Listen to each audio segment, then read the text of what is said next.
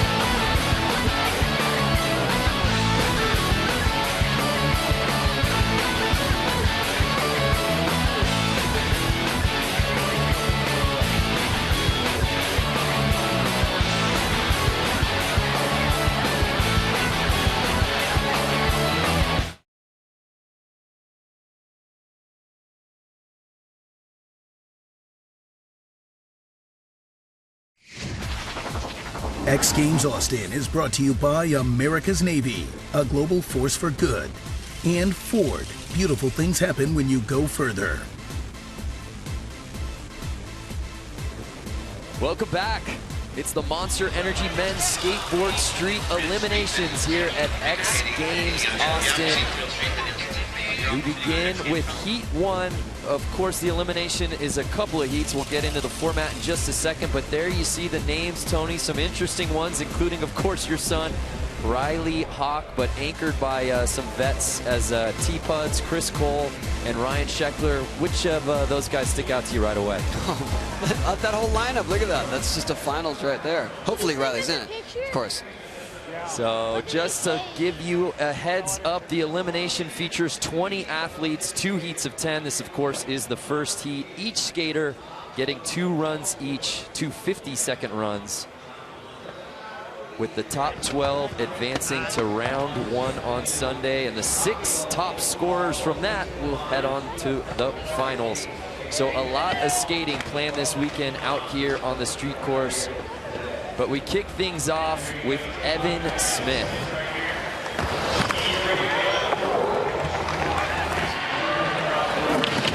Evan had some pretty good runs in the street leagues last year, especially when you have to put the runs together, not just the one-trick sections. Oh, look at that. Alley-up nose grind. And Tony, this seems like, of course, it favors a certain type of skater. I think Evan is the type of shredder that can really make some damage on this thing. Yeah, he's comfortable in the transitions for sure, and those ditch elements right there. Oh, wow. Going for a corner carved wall jam. It's like one of the butterflies got him there. Or the many transition he has to navigate to do that. I think that's 5 different walls he has to go around there. Yeah, very much a departure from some of the courses we've seen in recent years in the street contest here at X Games. Yeah, a little more transition heavy, more banks. So Evan Smith's first run officially in the books. Following him up, Curran Caples. Yes, that Curran Caples from Park. Curran having a lot of success in Skateboard Park last year at X Games, winning his first gold medal at X Games Munich, flying around that course. But Curran's very versatile, Tony. He grew up skating the park, so he's definitely got the street elements all dialed, and this course suits his style for sure. So this is Curran's first street appearance here at the X Games. And again, he's another guy, Tony, that I think this course really favors.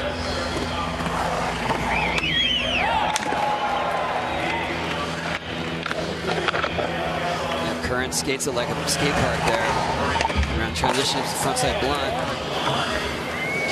But he'll get into the stairs and the ledges, I'm sure. Nice backside air on it. What are we calling that thing anyway? The propane tank. Propane tank. Yeah.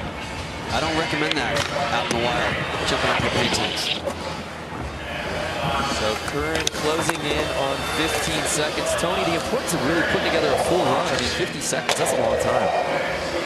Yeah, well, it is and it isn't. I mean, this is a pretty lengthy course, so there's a lot of travel time in between each obstacle, but Curran's making the best of it. Look at, 360 flip down there. So Curran Caples' first run officially in the books as we take another look over Tony's favorite feature. Solid though, that thing looks hard to skate. So the scores coming in, Evan Smith, by the way, scoring a 69.66, so the bar has officially been set. We'll see what comes in on Curran's first run, an 80.33, so he takes the early lead. And now up next, making his X Games debut, Trevor Colden. The skate mental pro, skating for the first time in front of the X Games crowd. Looking good so far. Got some tail on the rail there at the bank. Looks like blunt slide. It's a good start right here. Nice little no comply on the bank. Ooh, frontside feeble popover. Look at that. He's using the whole course. Maybe things they didn't even intend. Nice. Backside all 360.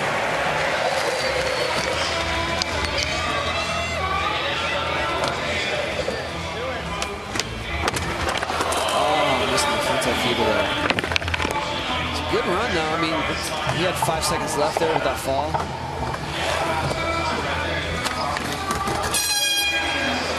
That's going to be time.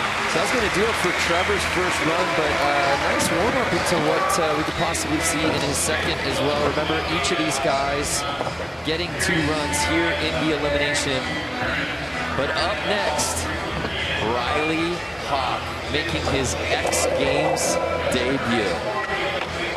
So let's take a look at the Hawk family through the years. Of course, Tony winning 2 medals in his first X Games, and Riley was all of 2 years old. I do remember him watching from home, though. And then you see, of course, the first athlete to land a 900 in competition, Riley, 6 years old.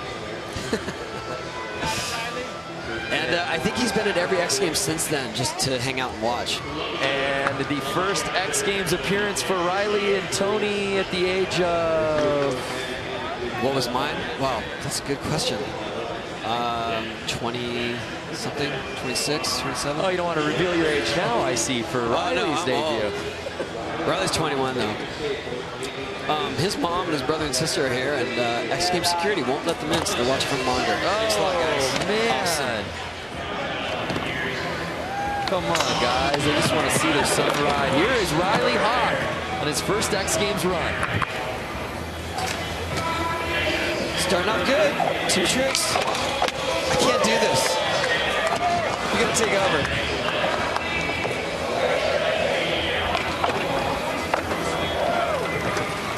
Riley's staying on here, looking good. Smith going across the rail. He loves those ditches. Look at that. Flip disaster.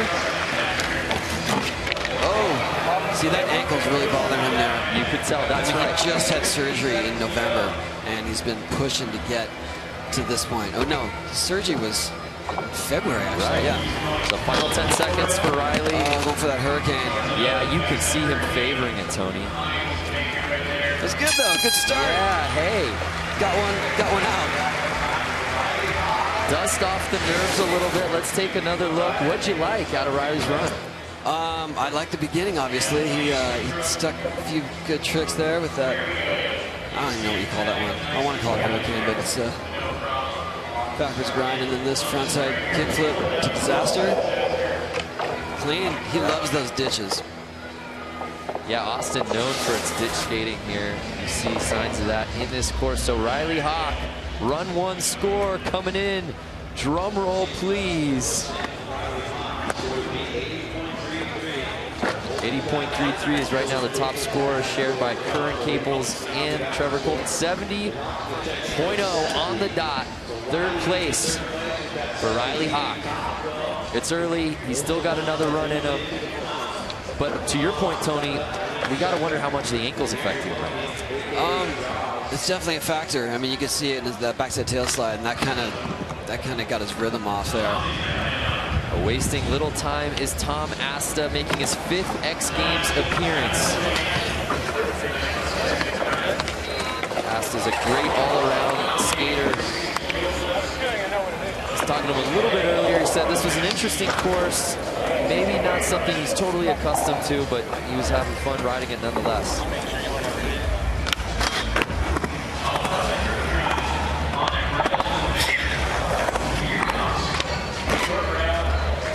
Switch to Neil there. Closing in on the final 10 for Tom. Last time we saw him was in LA at X Games in August, and an ankle injury sidelined him early in the contest. So the first time we've seen him in close to a year. So that'll do it for Asta's first run. Again, this is heat number 1. We've got a second heat of 10 skaters following them as well, with the top 12 advancing as we take another look at Tom Asta's first. So as we await his run 1 score, there you see X Games royalty Ryan Sheckler The guy's been beat up. There's no getting around it, Tony. Last year was tough on him in March. Tore a ligament in his foot, and then of course messed up his ankle really bad at X Games Barcelona, and that sidelined him for a couple of events and really crushed his summer. But here's Sheckler making his triumphant return. He's looking strong. I've seen him practice. This is the old Ryan Sheckler we're used to right here. Whoa. Missing that backside flip. And this is a guy with all this transition, Tony, who should have a lot of fun on this course. And he's no stranger to the podium. He's got 3 X Games golds. Wow, nice. Caballero out there.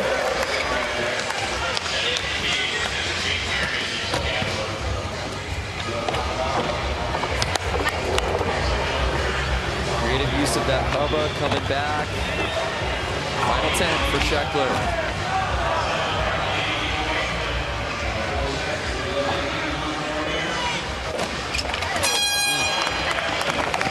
So Ryan having trouble staying on his board, but I think he saw the potential for a great line here as we take another look. Grabs that board in midair. And makes up for it here. Huge Caballero. Sheckler notorious for those cab flips. So his run 1 score coming in. A 70 on the dot, tied with Riley. I think that hasn't happened since probably like a 1991 ASPO series or something. No, it'd be about 97. Ryan Sheckler and Riley Hawk tied. So up next, Aaron Homoki. We just know him simply as Jaws. Jaws is most comfortable with the bigger rails and the bigger drops for sure. It's good to see Jaws back in a street event. It's been a couple years for him. He was hurt pretty bad last year, Tony, right? Filming his real street part. Yeah, no, he definitely, he's always trying to push through some injury, but I think he's been doing pretty good so far. I mean, in the last few months, at least, he's been healthy. He's been shooting a lot of stuff, and he's definitely been skating a lot. Whoa. This is Jaws' 8th X Games appearance. His best finish was 6th in Park just last year in Brazil.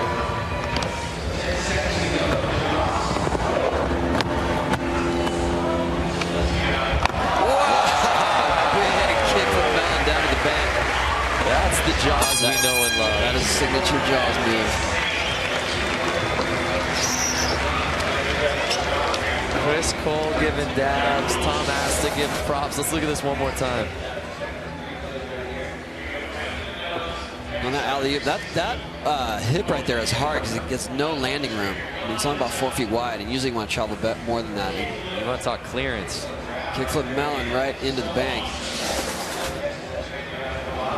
So a solid first run, a 64 for Jaws, putting him at 7th. That's all good. He's got another run in him. Up next, Manny Santiago. Manny slays all. Crushed it in his X Games debut just a couple of years ago, making his 4th X Games appearance. Yeah, Manny, he had to work out last year with the Select Series, right, in Street League, and he was always the one that had to qualify just to get into the contest. Yeah, Manny earning his way to becoming a Street League pro this year. Ooh. And I will say this, Tony, you want to talk first guy in, last one out. He was the first one at practice today. He takes it seriously, and he knows, you know, it's a lot of work. A little trouble in this run, though. Yeah. Final 5 for Manny here. As he'll finish up. Will he hit the rail? Will he hit the hubba?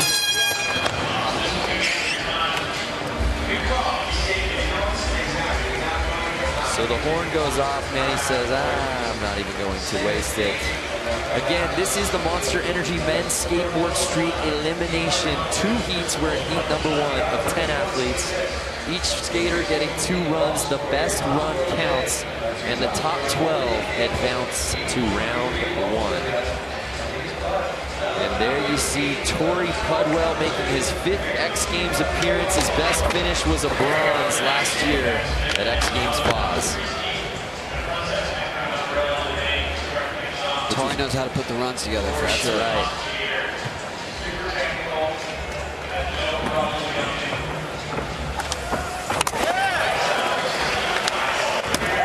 Antonio and I can both attest to the Austin heat, the Austin humidity. And Tori with his patented beanie on says, got no time for that.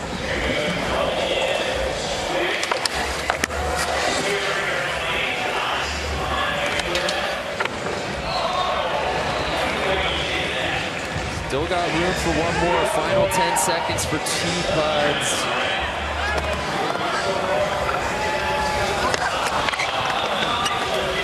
So not flawless. And Tony, I think that's been the theme here through heat 1 is we're seeing some potentially great runs, but people are having trouble sticking on their boards. Definitely, they're starting off strong, and then something goes awry. You know, it gets a little sketchy, and then everything falls apart. Killer view there. But that seems to be the trick du jour. It's back to Ollie 360 over that gap. And then right here with the nollie heel and the nollie kickflip, and didn't work out. So Tori awaits his run 1 score, a 76, jumping him up into 3rd place here in heat number 1. Following T-Puds is Chris Cole, who won a gold medal at X Games Munich. You could just call him King of the Streets. Going head-to-head with P-Rod. Nigel Houston, of course, was injured, not competing in this event, but Chris Cole was on one all day. And once you throw that right there, 360 flip to 50/50/50, that's pretty much it. That seals the deal.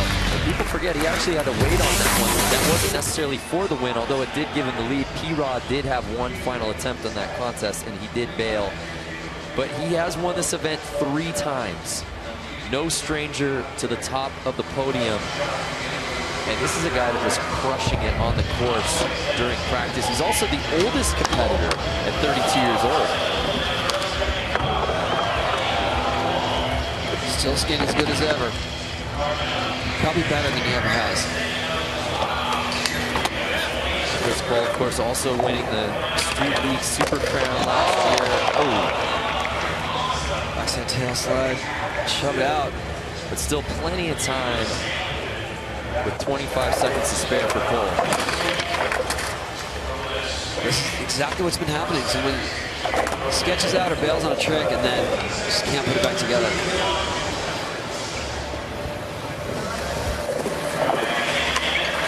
Oh, wow. Switch, frontside flip, 270 there. Got room for one more.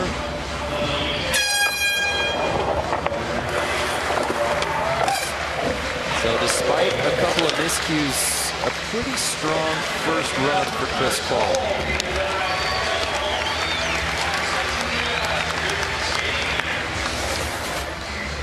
Right here, nose one slide down the rail, out of the gate. That's a strong start. And then that switch, frontside flip, 270. An alley-oop. That trick's hard enough going straight, going regular. Chris Cole, a 60.33 for 9th. So we're finishing up heat number 1 here, and interestingly enough, Curran Caples sitting pretty in 2nd place. Yeah, it's no surprise though. You know, he skates all these types of parks, skates a lot of ditches, and he's got a really good set of street skills to round it out. Like there with that 360 flip. Well, let's head down to the course with the 3rd member of our team, Jordan Whitley, who's with Curran. That's right, Curran's first time at street for X Games, but not first time here at X Games. You're sitting pretty in 2nd right now. What's working for you on this course? I don't know, just the way it can flow and I don't know, just going fast and kind of stuff like that. I know it's a lot of guys out here don't really like it because it's maybe not that much street, but works good for me, and so I'm stoked. And you're in both park and street, so what's the difference for you? I don't know. It's kind of just like practice at the same time. It's kind of like hard because it's so hot, but that's probably the hardest part, is just practice. And talk to me a little bit about your next run. Anything you're thinking of mixing up or changing? Maybe just try to do a little harder stuff. And you're skating with guys like Nigel Houston, Chris Cole, P-Rod. You've done it before, but what's it like here? I mean, it's crazy to skate with dudes like that. I never thought I'd really be in a contest with them, so it's pretty cool. Well, you are. Congratulations. Well, you're sitting in second. I'll send things back. Thank you, Jordan. And look at that crowd, by the way. A sellout crowd out here at Circuit of the Americas to check out just the eliminations of street. So when we come back, round 2 for heat number 1. It's the skateboard street eliminations. Don't go anywhere.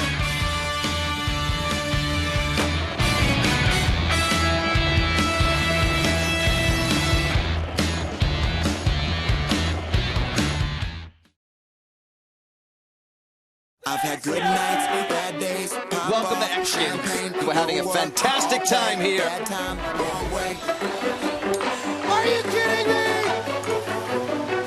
Tony Hawk, everybody! I'm so crass, no class, not walking the wrong path. Here we go, backflip number 1. Will he do it again? Oh, it was a perfect backflip. Here he goes. Oh my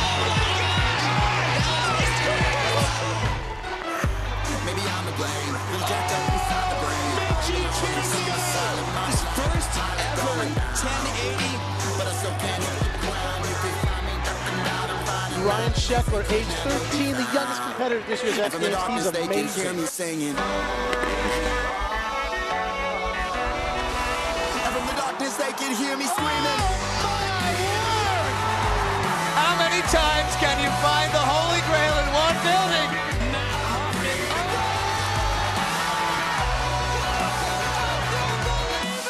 Blacked out, Midnight Kingdom act out. Too much freedom passed down. That king's crown, let's torch count for no good reason. Young, a little bit of dumb, a little bit of bad, a lot of bit of fun, a little bit of give, a little get, a little buy, a little bet, a little run until the devil catches up. Yo, I'm just trying to. Triple whip. Come on, get it done. Yes! I do That not was know critical. what planet Bob Burnquist is from, but I firmly believe it is no longer from Earth. And from the darkness, they can hear us singing. Nigel Houston on the last trick. And from the Takes darkness, it they can hear away. us screaming.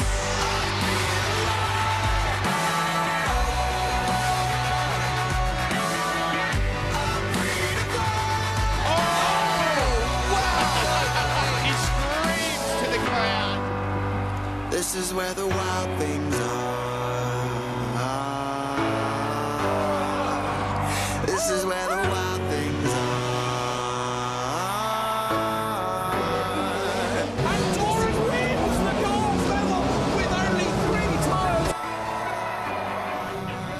This is where the wild things are. I'm excited to go to Austin. I think Austin's going to be great.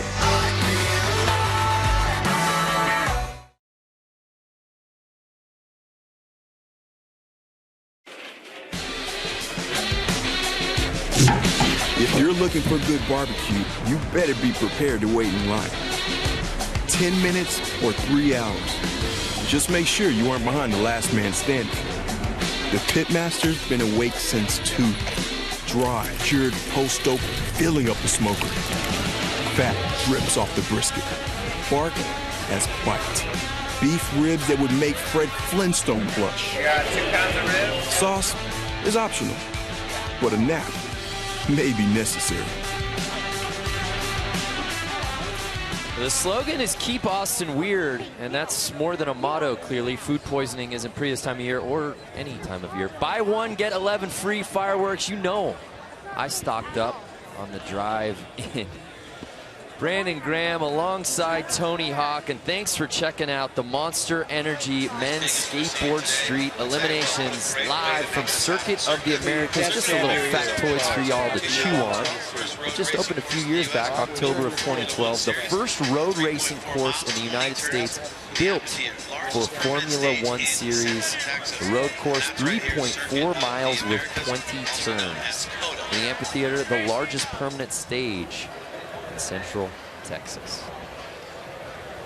More than enough room to house a few of our disciplines, including this work of art we're calling a street course here today. And heat number 1, round 2, setting off with Evan Smith.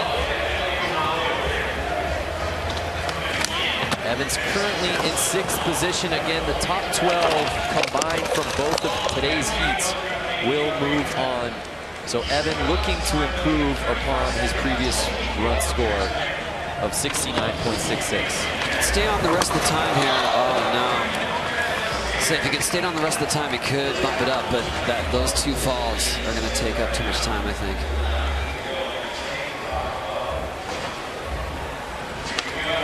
Oh, go for it. Kickflip, 360.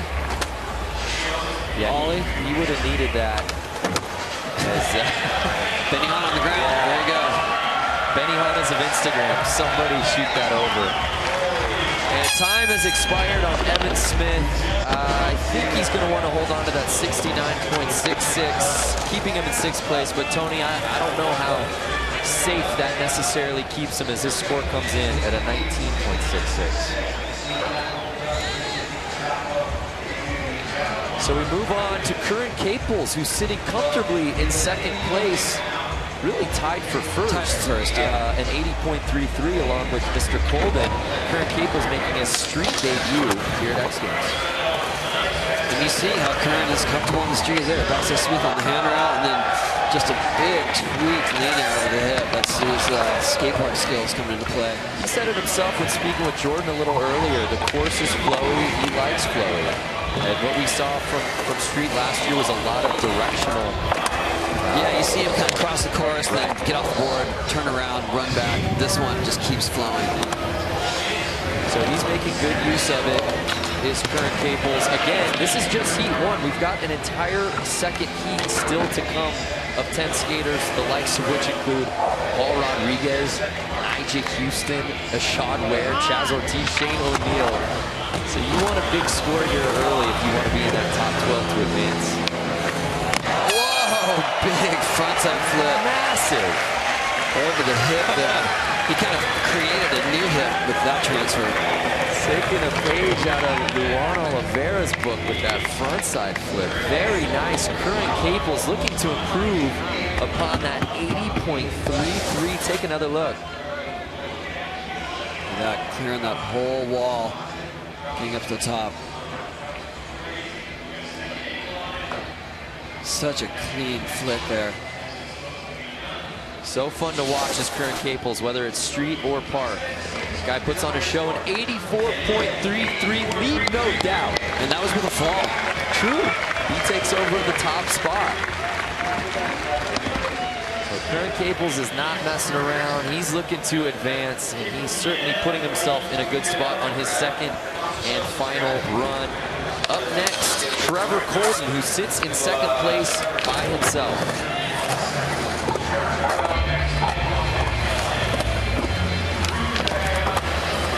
It's a good start for Trevor. You can tell that he's had this line. He's had it dialed up. He already knew what he's going to do. Which direction. Right there with the frontside field pop over. And he's using the course in a lot of ways that they didn't expect. Right. Story I love about Trevor, he used to skate without insoles in his shoes. Wow, so he could feel the board. And the pain of the drops. That's what we call board feel in the business. Trevor Colton hitting the rail. And that frontside feeble there, this could be the best run. Because he made the whole thing, a little chink-chink mini ramp action there. Yeah, no falling off the board. Didn't fall. That's the only full run we've seen. I think you're right. So let's take another look at Trevor Colton. We may have a new leader. Right there, backside tail slide, rail down to the bank. This one, frontside feeble, popping over. That's a tricky spot right there. If you grind too long, you get a far drop. And backside 360 ollie. So Trevor Colton, an 87.66. Tony calling it a new leader as he leapfrogs Curran Caples to take the overall lead here in heat number 1. Up next, sitting in 4th place, Riley Hawk, zoning in. Look at the focus of your son. So he's trying to best a 70. He's going starting with the same tricks that he did on his first run. Backside Smith grind. I'd say that's Riley's specialty. Whoa! I thought that was going to be a blunt slide.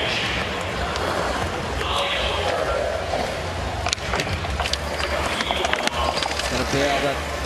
You can tell it's his right foot there. Yeah, he's really favoring it. Look at that. He's not putting all the weight on the foot. And then he got a bore and shot into it yesterday during practice. Whoa! Sticks it for that fakey Smith grind. Getting stuck on it.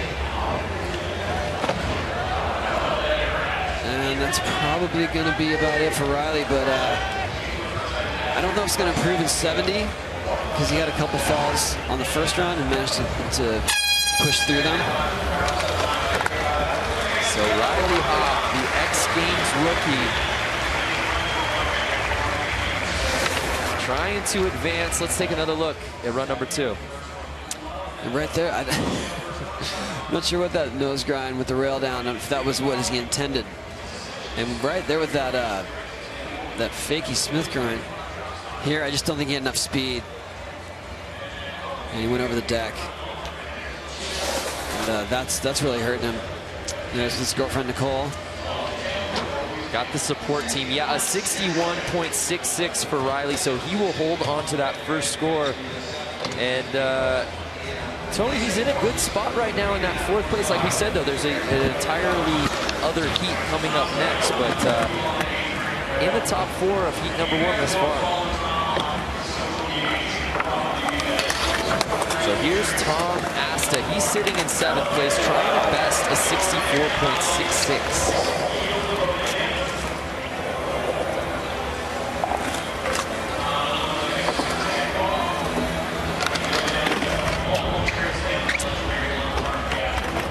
A little stuck up there.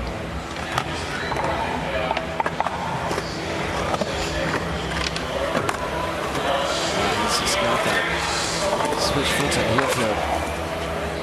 Asta with great pop. Final 10 seconds.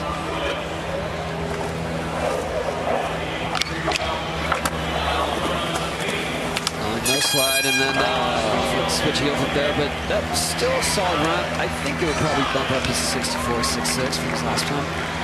So the Mystery Pro currently in 7th. Again, you want to be one of the top 12 skaters to advance with another heat still to go. But that was nice up the stair set. Trying to best that 64.66, a 63, so he will stay in 7th, unfortunately. And here's Ryan Sheckler sitting in 5th.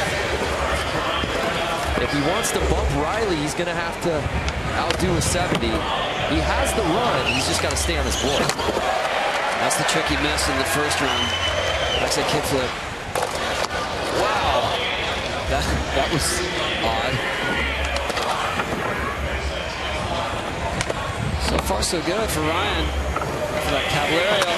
Nails it. He's looking a little wobbly on his approaches, but once he starts his trick, it's he's got the focus. Nice, nose grind down the elbow. Final 10 for Shex. Oh, nose grind 180 out. Yes. Kickflip. That's going to be our top scoring run. Ryan Sheckler putting together that run he envisioned. He's sitting in 5th, but I don't think that will be for much longer. That's the Ryan Sheckler we've known over the years. Of course, it was an injury-riddled 2013. It's good to see him on the board because he's capable of doing things just like that.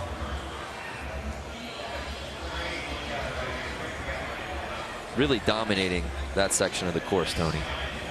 Yeah, with this backside flip and this Caballero. And that was just getting from point A to point B. There you go. In the 90 club, a 90.33 for Ryan Sheckler, catapulting him up into first place. Sean Malto says Attaboy. Malta, of course, getting over an ankle injury. He's unable to compete. And here's Jaws. Homoki sitting in 8th place, trying to best a 64. Jaws is so used to landing into steep, big transitions that when the bank is mellow, it screws him up.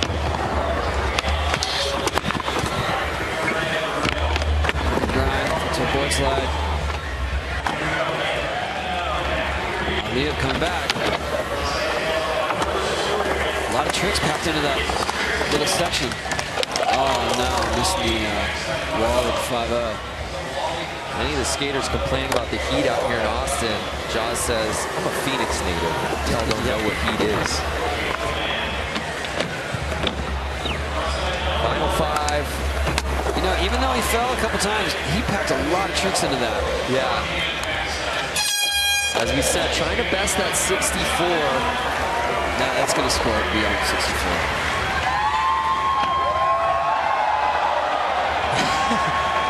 Jaws just jumping up into the crowd.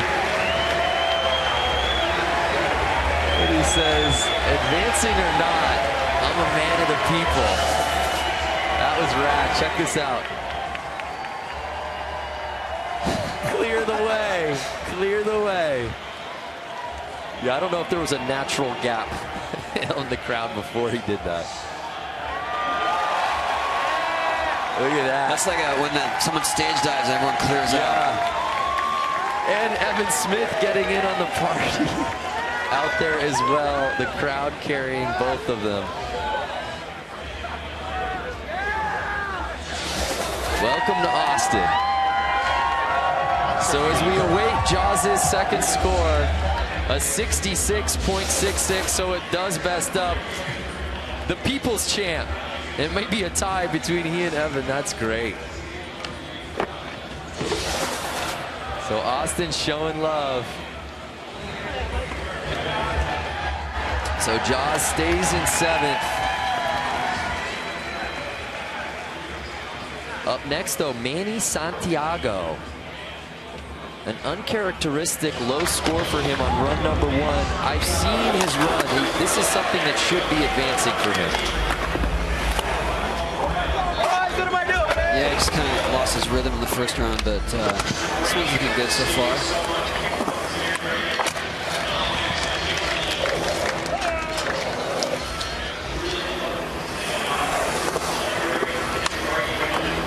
Oh, kickflip over the gap there. Manny does have a bronze to his name, which he earned in Barcelona last year.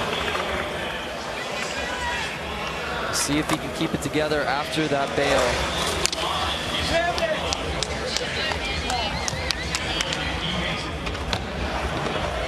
Approaching the rail again. Oh!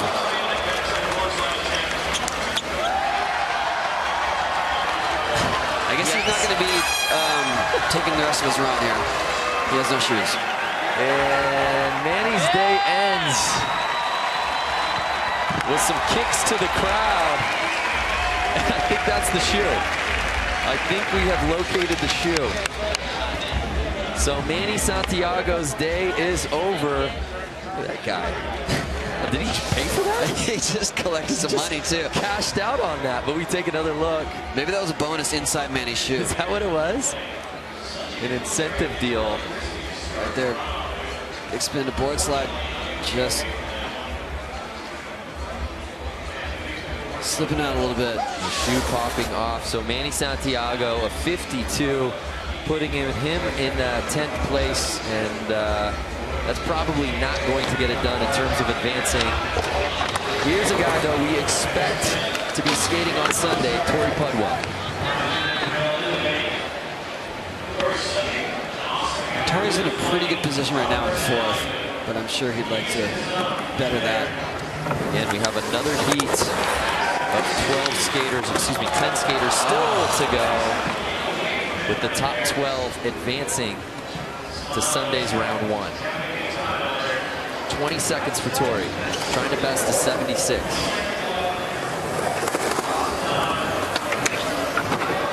Wow, big nose right there. Big drop.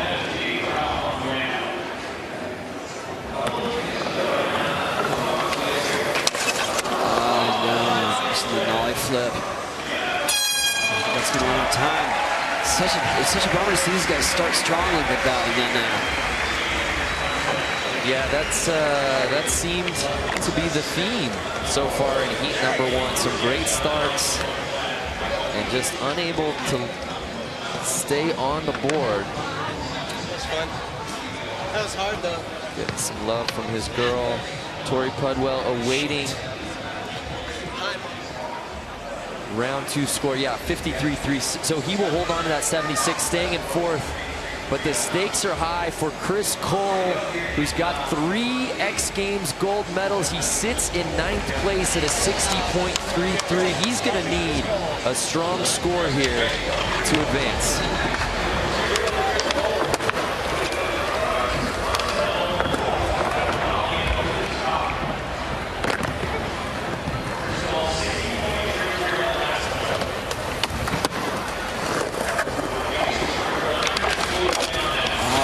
trick he missed on the first run there, but as long as he makes the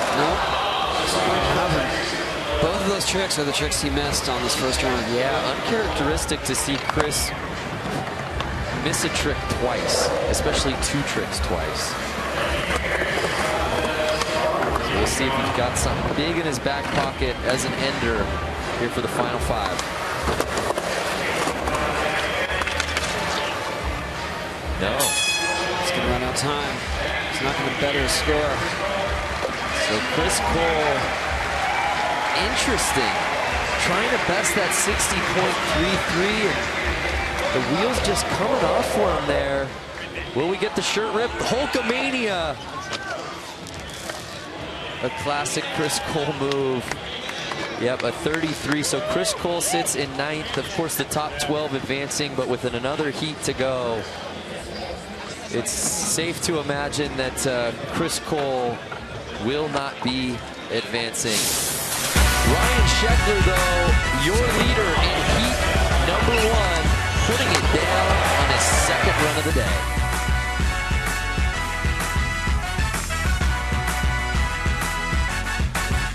So Ryan Sheckler making it look easy. Good to see him back in the top spot. Let's go down to Jordan Whitley, who's with Ryan. All right, Ryan, you just told me that was stressful. You were stressing yourself out. What was it like out there?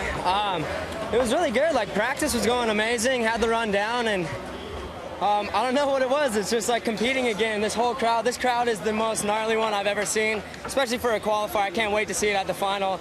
The fans are amazing, but I don't know. I just got pretty nervous, and my tricks weren't working, so tightened my trucks up for the 2nd run and just kind of tried to relax and just believe in myself, and thank God I landed my run, and hopefully we can make it to the final. Well, it's looking good for you right now. Thanks, Ryan. Yeah, thank you. All right, and I do believe we have Riley Hawk right over here to the side. I know you guys are in the sunshine. Now, Riley, I know that you are having a little bit of trouble with your foot out there. How's it feeling? It hurts, but we're still doing it anyways, I guess. I mean, talk to me about this experience. You come in, you're hurt, you're off surgery, your dad's calling your tricks out there, and you already have the pressure of the family name. What's that like? I don't know. I mean, X Team, this kind of stuff's not really my thing. I just thought it'd be fun, come out, try it out. So. Hopefully you're having fun. Yeah, it's cool. It's hot, but it's fun. Now you're sitting in 5th right now. How do you think that's going to hold up? Who knows when these next guys come out? They're all really good, so I guess we'll see. All right, thanks so much, and I'll send things back to your dad.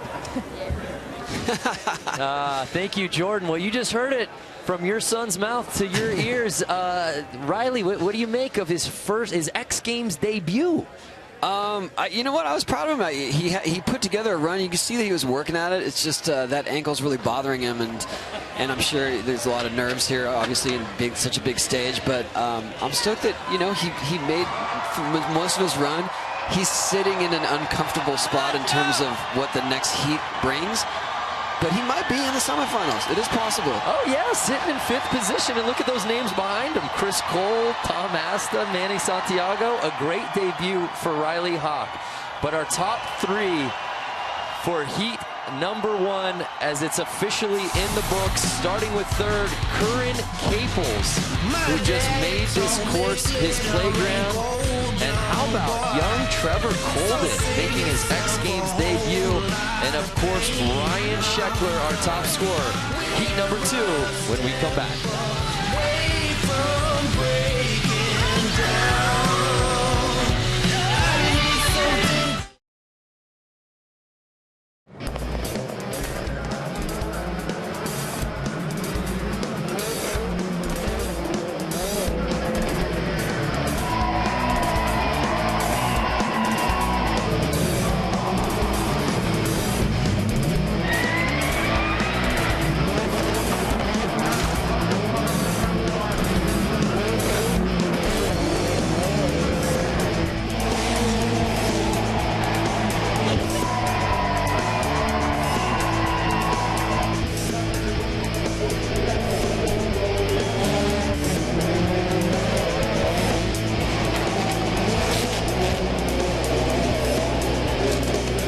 He's just Travis, and he's so good. I'll just do some donuts for everybody.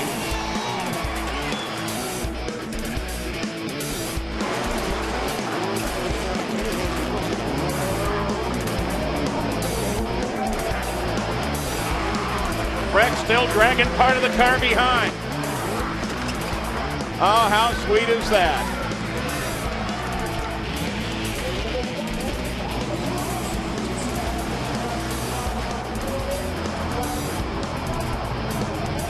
Side by side, they bang!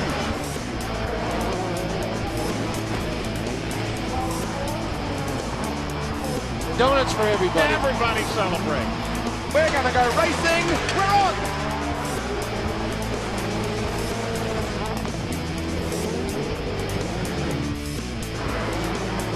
Liam Doran wins gold at X Games. Fantastic. Go! Down to the first corner and Doran beats it! And he's gone off immediately!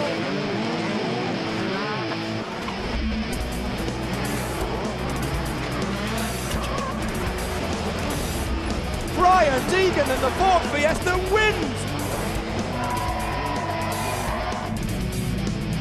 Are about to get underway! Sebastian Loeb, there is no stopping this guy.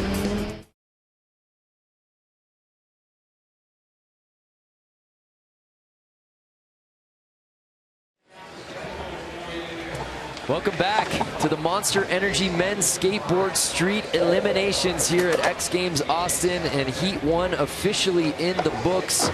And it was Ryan Sheckler putting it down on his second run to take the overall lead. But of course, Heat number 2 headlined by those two guys, Nyjah Huston, and there you see P-Rod jumping in, but Nyjah winning 4 of the last 6 X Games Street golds. And you want to talk about 2013, this guy had some kind of year last year. He was a competition machine. Everything was so on point, technical. Of course, we remember X Games Barcelona, where he needed to land a final trick in the prelims just to make it to the final. And then on the last trick of the contest, a hard flip over the hub, something we hadn't seen from him all day, including practice, sticking it and getting the points he needed to overtake Paul Rodriguez. Perhaps the most dramatic ending to a skate contest you will ever see. It was the hard flip heard around the world. That's right. So a look now at Heat number 2. And if Heat 1 was heavy, look at this stacked field. Nyjah, P-Rod, Ashad, Chaz Ortiz, Shane O'Neill, DeCenzo, Felipe Gustavo, Luan Oliveira, Grant Taylor, Alec Majerus. It's cool to see Grant Taylor in there. It's kind of like seeing Curran, you know, more known as a pool and park skater. And this course definitely has those elements, but you still got to get your street on. You still got to get the rails and the hubbas. Yeah, Curran having some success in Heat number 1. We'll see if Grant Taylor can duplicate that here. There you see Nyjah Huston. Again, you know, we talk about formats, type of courses, Paul Rodriguez. I mean, those guys are so clinical in these contests, Nyjah especially. It really doesn't matter what the format is. It doesn't matter what kind of course it is. He has no trouble with anything that you throw at him. But to really put Nyjah Huston's career into perspective, you have to remember that this kid competed at X Games at 11 years old. At the time, he was the youngest X Games athlete ever. And through the years, now all of 19 years old, all of the gold medals he's won, the success he's had in the other contests, the money that's been made, you're looking at the face of competitive street skateboarding. And we've never seen someone come through so precise and consistent like that. I mean, definitely Paul Rodriguez, but when Nyjah comes through like that consistently, what, for 2-3 years in a row now? Can't deny it. Yeah, I mean, when you look back at X Games last year, he won 3 gold medals out of the 4 street events we had, and the 4th, the one that he didn't win, it's because he didn't even compete in it. So heat number 2 kicking off with Alec Majerus making his X Games debut here, run number 1.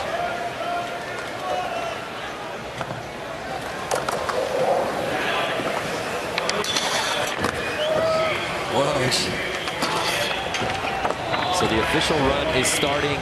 Again, each skater getting 2 runs each at 50 seconds apiece. We count the best score with the top 12 between the 2 heats advancing. And Majerus is skater number 1 for heat number 2. Wow. Okay.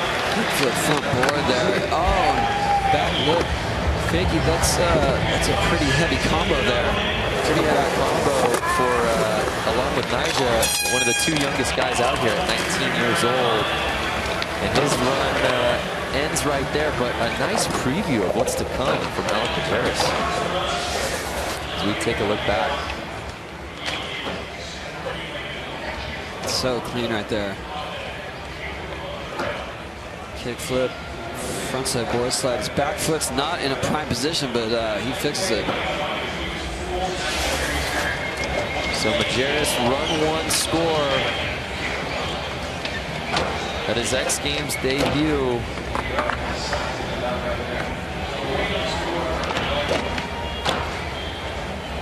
Judges putting the final tallies together.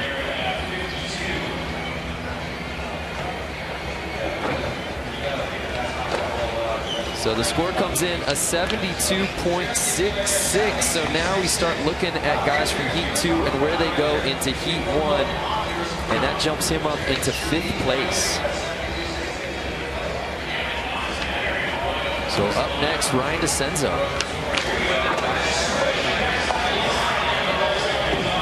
DeCenzo, no stranger to X Games, making his 5th appearance. He's got 4 medals total. And it looks like he's been skating this course a bit. Yeah. He had a land planned out. Whoa. Holding on to that 50-50 all the way across and down.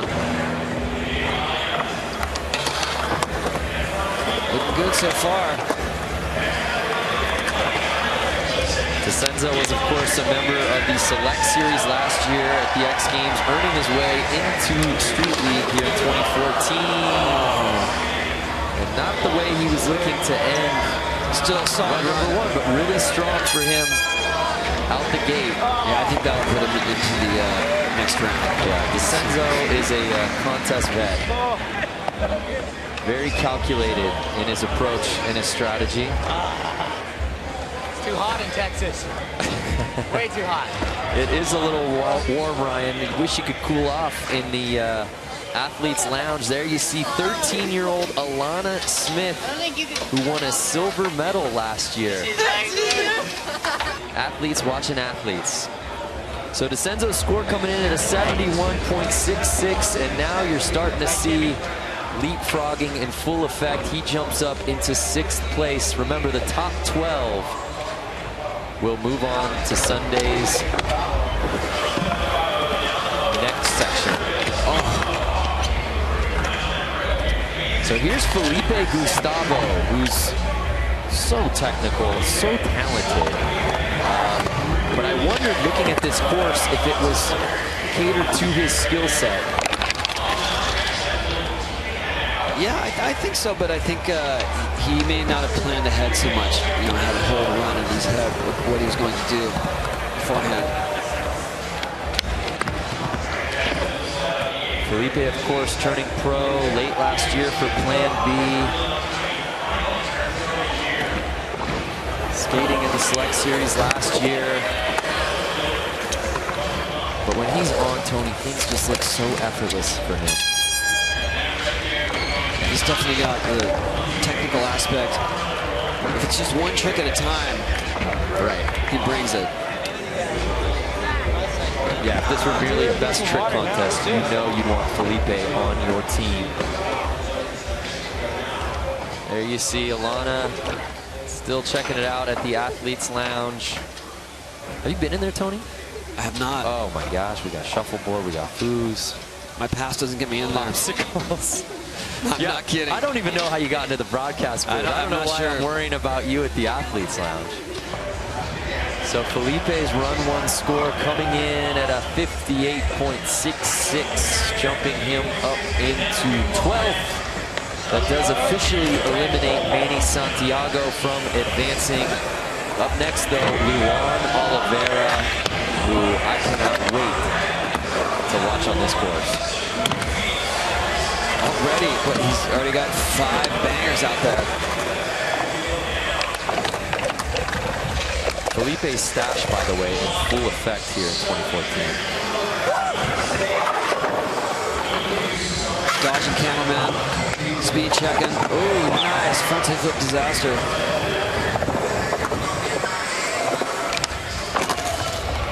And that's the alley-oop frontside flip that we saw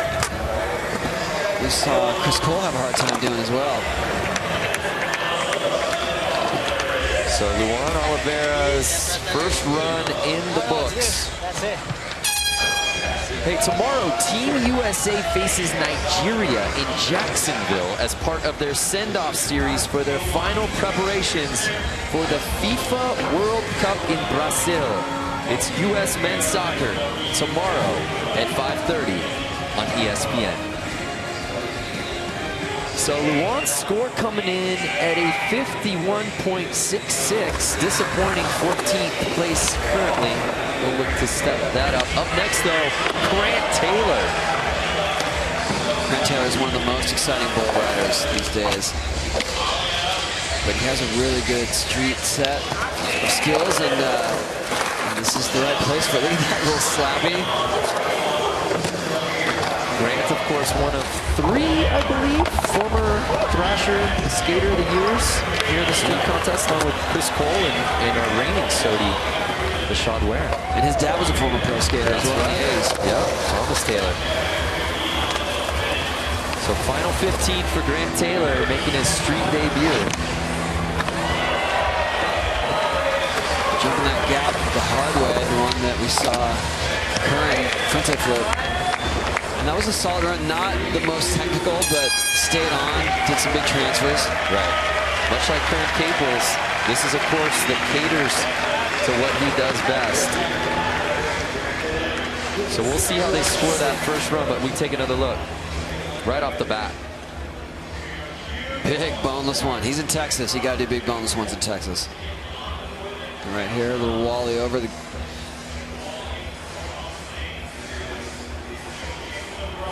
And kickflip rock to fakie just to throw something on the quarter pipe. And again, an amazing turnout here at the Circuit of the Americas. And this is just Elimination Day. Grant Taylor, a 75.33, jumping him up into 5th place. Again, the top 12 advancing to Sunday. Here is Shane O'Neill, perhaps the most technically gifted skater on the planet. Let's see what he's got in store for this course. Shane's been skating a lot, especially since last year. He had some pretty good showings, not so good showings, but I think he really wanted to work on his consistency. Well, Shane is a guy in competitions that puts so much pressure on himself. You know, when he allows the mental game to just go into cruise control, that's when he's at his best, and he will tell you that. Sometimes at times he's just overthinking things. so far, a very good first run.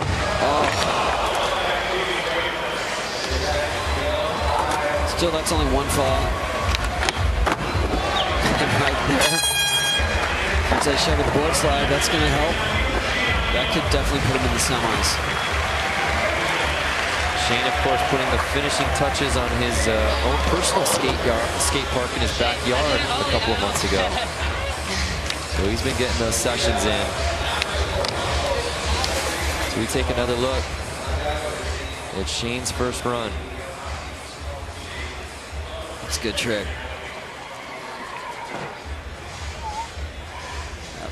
Frontside shove, he kind of overturns a little bit just for style points. So a 79.66 for the Aussie native. And that jumps Shane up into 4th place. So now it becomes a numbers game. Here is Chaz Ortiz on his first run. We didn't get to see a lot of Chaz last year because of ankle injuries. I believe he missed a couple of X Games appearances. Yeah, in fact, he missed Barcelona, Munich, and LA. I'd say that's the most common injury that keeps these guys out because it's their ankles that they use the most. It's what you rely on to flip your board, what you're taking your impacts from the bails, even the makes. Hard to believe, as good as Chaz has been in contests over the years, this is his 6th X Games appearance, still without a medal. Had 3 consecutive 4th place finishes. And you can tell if he's going to make this run, he's a contender for sure. Missing that 360 flip. I think the rhythm was just off in the beginning there, but you can see from the tricks that he made, if he puts that all together, they'll put him in the top 3. Right. It's the backside 360 ollie that we've been seeing from a few guys. That's a Chris Cole staple. So the Chicago kid, a 67.66 for Chaz. And that puts him into 11th place, putting Jaws, Aaron Homoki, in the bubble spot of 12th. Here's a Shad Ware, who's got the potential to just tear up this course. He needs to lighten up. Maybe the loosest guy in skateboarding, period. Tough to find a guy having more fun on his board than a Shad. You know, he's just dancing around, but doing really hard tricks in the process. Like, it doesn't look like he has a plan of attack, but every time he hits something, it's doing something hard. Including right there, frontside flip. Shad's shorts game always on point.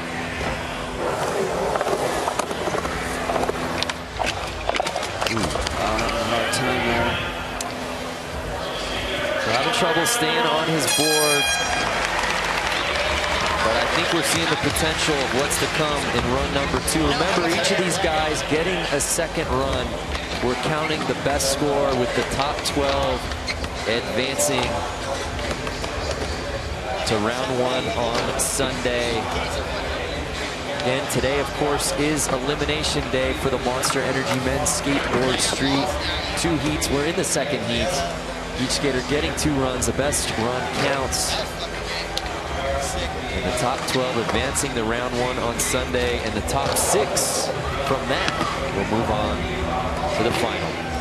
So here's our first look at P-Rod, Paul Rodriguez. He's got 4 career X Games gold medals. And we'll see what he's got in store as he chases number 5.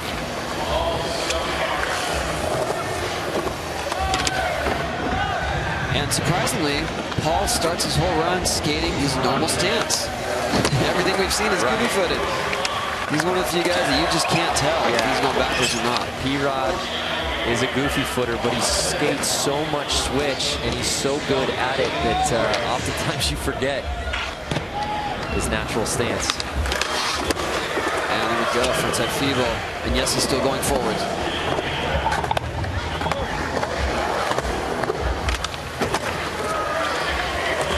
Looks like it's nothing there. Whoa! P-Rod being the pro that he is, finishing up strong. That'll put him up there. Of course, he recently launched his own skateboard company, Primitive Skateboards. It's been a busy 2014 thus far for P-Rod, but a very strong first run.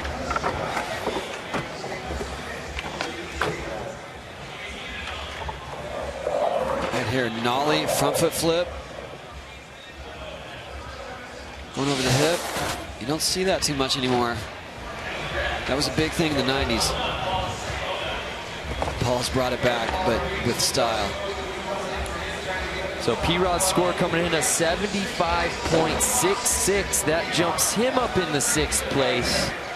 And that puts Chaz Ortiz on the bubble spot. Jaws has officially been eliminated. Up next, though, Nyjah Houston. He's been competing at X Games since age 11. And at that time, he was the youngest athlete to ever do it. He's got 8 career X Games medals, 5 of them gold, 4 of which have been done right here in street. He's also got a real street video gold. And 3 golds last year. Of course, he missed the X Games Munich event due to a rib injury. And Nyjah hasn't failed to qualify for an X Games skateboard street final since 2008. He's 7 for 7 since then. Ladies and gentlemen, Nyjah Houston. I can tell you this whole run has been planned out to a T.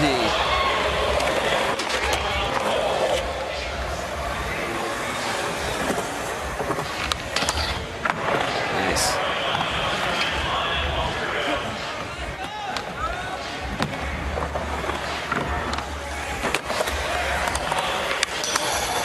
Wow, look at that. Nollie cooking down at the rail. I mean, it feels like he's kind of cruising. Absolutely. It'll still put him. Oh, wow. Kickflip, back lip. That's tough when you're coming down a really steep bank, especially coming off a semi-flat bar like that. If he can, and I've got no reason to believe that he cannot, land that in run number 2, watch out. This will already be a pretty nasty score. Yeah, I think it's still enough to put him in there. And, you know, he feels like he's holding back a little bit just so he's doing the strategy. Right. No, nobody is more dialed in when it comes to contest skateboarding than Nyjah Houston. There are guys that are focused. There are guys that are hungry.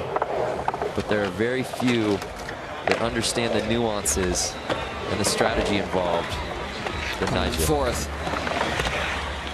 So a 79.33 for Nyjah Houston. So we're just getting started here with heat number 2. We're having some fun out here today in Elimination Day. Get the crowd involved. Fan participation. Jaws, the people's champ. More elimination when we come back.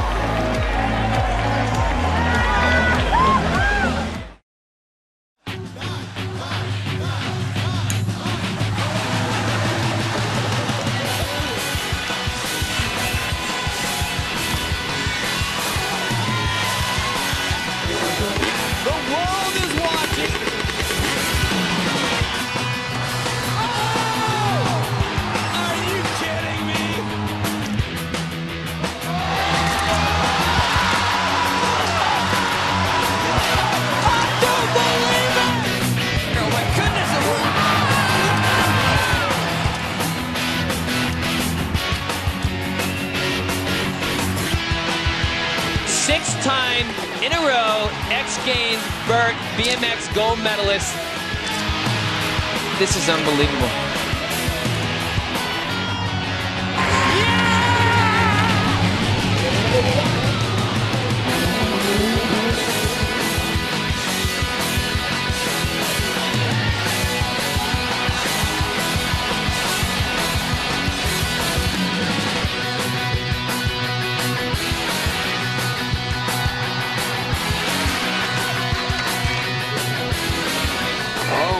Goodness. Oh, wow!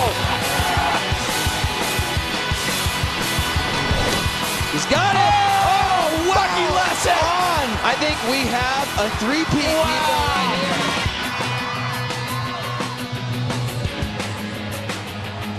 are all waiting for it. That's what we call the miracle, man.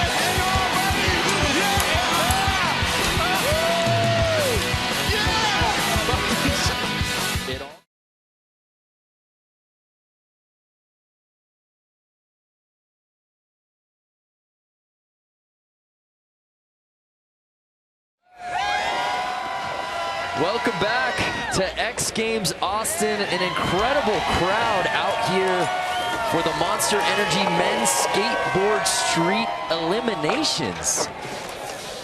Loving seeing this crowd out here, and we're not even on finals day yet. We are in the thick of it. Heat number 2, the first round, just wrapping up. Each of the skaters getting one more go at it, with the top 12 advancing. And there you see Nigel Houston. He sits in 5th place now. And Tony, we're lucky enough to be joined by John Brinkus from ESPN's own Sports Science. Thanks for cruising by. Thanks for having me, guys. This is an amazing competition. Yeah, absolutely. So we talk so much about what these guys do out on the course, and I think sometimes for the untrained eye, you don't realize all that's involved, particularly in street skateboarding. Yeah, street skating is really one of our favorite events to analyze because there are so many laws of physics at play. And we had Nigel Houston to really help us analyze a concept that not a lot of people think about. It's really the concept that allows you to control your board the most. It's friction. You should check out this package. The grip tape on top of Nigel's skateboard is made from a sandpaper-like silicon carbide material, which actually forms bonds with the molecules on the bottom of Nigel's shoes. When airborne, as Nigel slides his feet, the resistance created from breaking these bonds enable him to control the direction of the board's motion. With a simple kick of a foot, lasting just 0.12 of a second, Nigel can bring the skateboard to the optimum height and rotate the board at about 1,800 degrees a second. That's as fast as a helicopter blade. Now, what's really super cool about that is, while friction allows you to control the board, what allows you to launch it at all is force. And a rider can push down on his board. There were 2 times his body weight. Nigel can literally launch his board and he can ollie the board over 35 inches, which is about half of his height. So it's really interesting when you look at all the forces that are at play. Wow. Tony? Do you think I can purchase some of that force? Is that possible? Absolutely. There are even physics in skateboarding. Well, John Brinkus, we appreciate the time, and we love having you aboard on the team here in Austin, man. It is awesome. It's such an amazing venue. I mean, the crowd, I cannot believe how many people are here for the elimination round. It's unbelievable. Completely insane. Well, he's John Brinkus from ESPN Sports Science. We'll be checking on with you throughout the weekend, because I know you got a lot up your sleeve with all these various athletes in sports. Thanks so much, Sean. Yeah, it's awesome. Thanks. So here we go. Run number 2 of heat number 2. It all comes down to this. The top 12 advancing to Sunday's round 1. And we start things off with young Alec Majerus, who right now is sitting in the top 12. He's in that 9th spot. He's got a 72.66.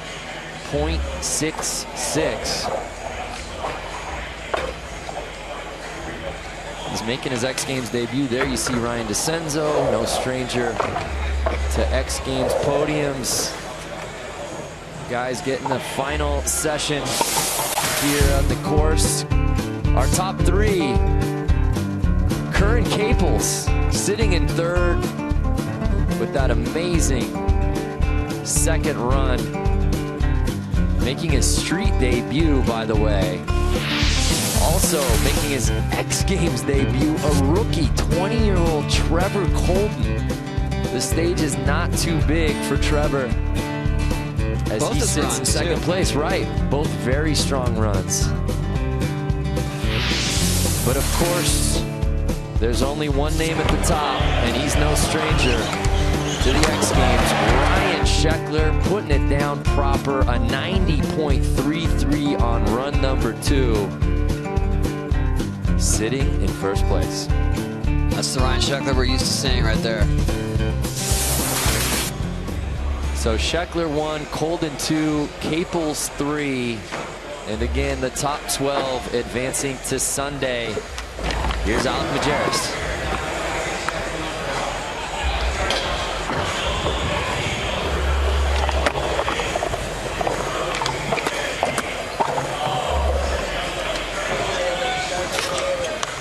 Alec had a pretty good first run. Wasn't a lot of tricks, but didn't finish everything. Oh wow! Backside Smith, 180 out. That's going to count for a lot right there. Jarrett's coming in the final 15. Oh.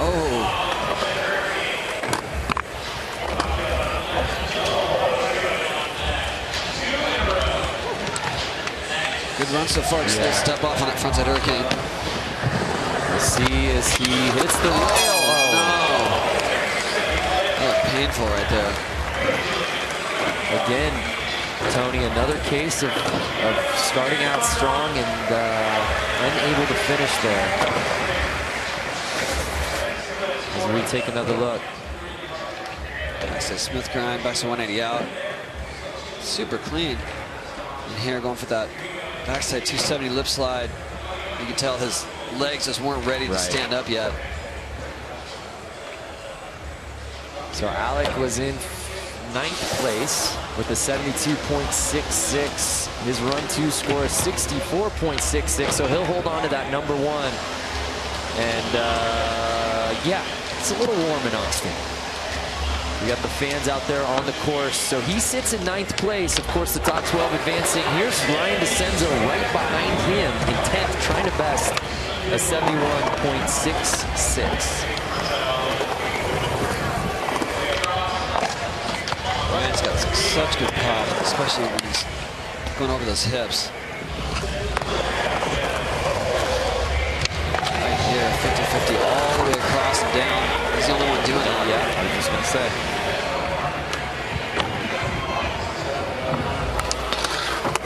Nice.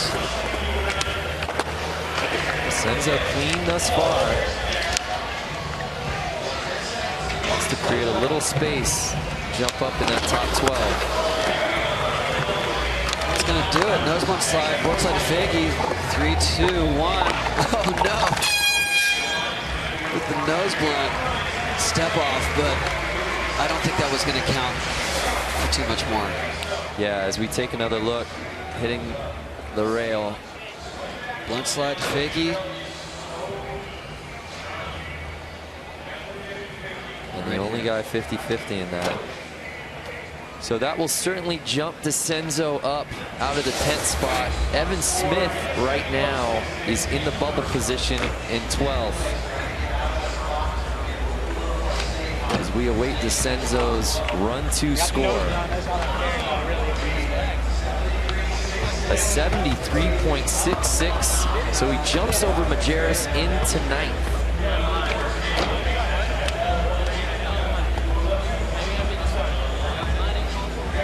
Up next, Felipe Gustavo. He's on the outside looking in. He's currently in 18th, trying to replace a disappointing first run score of 58.66.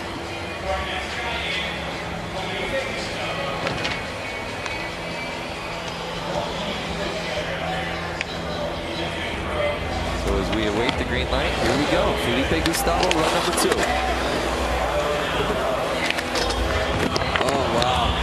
Kickflip Crooks. I think that's what he had in trouble with his first run, too. That's right.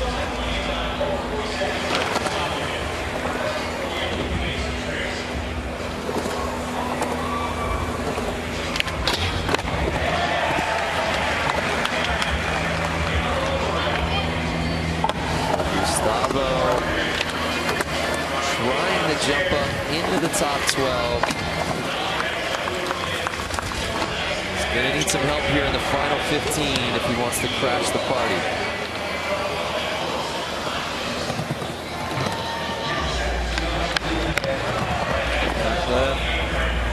Not sure, not a lot of tricks packed into that time.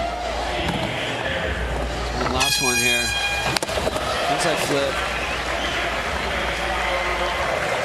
Not sure if the judges will count it. So we take another look. Kickflip crooks. There's no time there. The rail is it's very short, but he's got it. Yeah.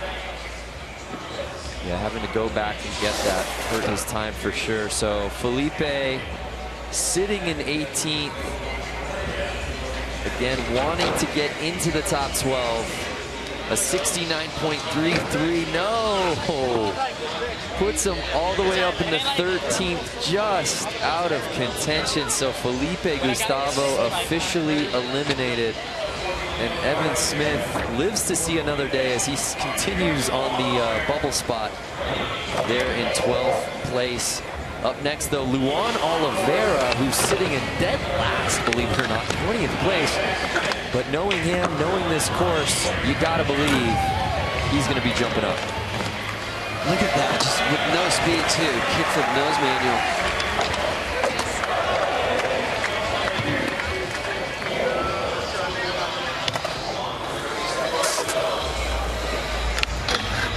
Nice, Smith going down. Type flip disasters. Looking like he's putting it together here. Oh, going for big flip up. Just as you say that, he's closing in on 15 seconds. Luan's going to need something big here.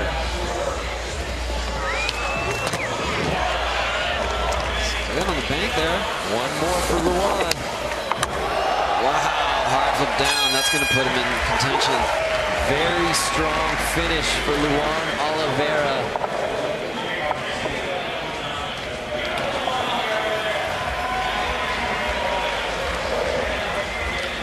Again, Evan Smith sitting in that bubble spot in 12th. And there's Luan Oliveira doing what Luan Oliveira does best. Signature hard flip. So is it enough, Tony? Oh, yeah. So the score comes in at 85, jumping him all the way up into 3rd place. So Luan Oliveira gets into the top 12, leaving a young man by the last name of Hawk on the bubble. Riley now in 12th. They got two skaters that could knock him out here. Chaz Ortiz and Shad Ware. Both capable of putting together excellent runs. Grant Taylor's already in. Here's Grant Taylor, who sits in 9th place.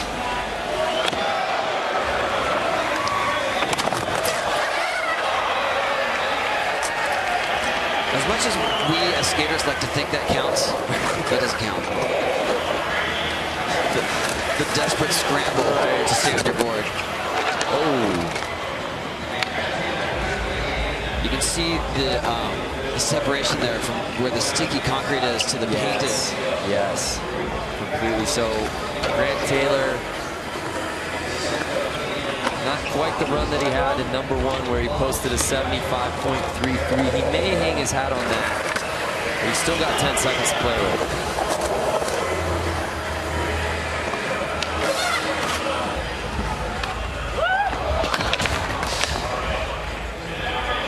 So that'll do it for Grant Taylor.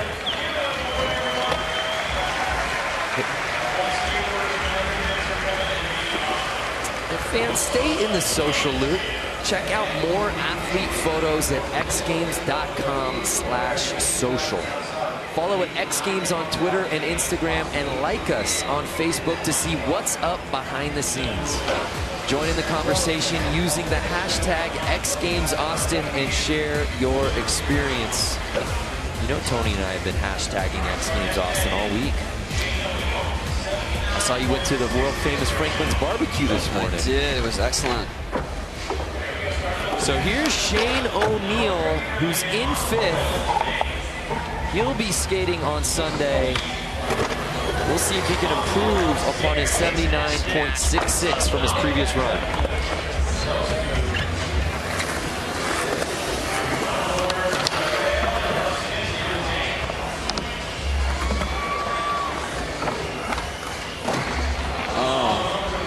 Spin hits him again.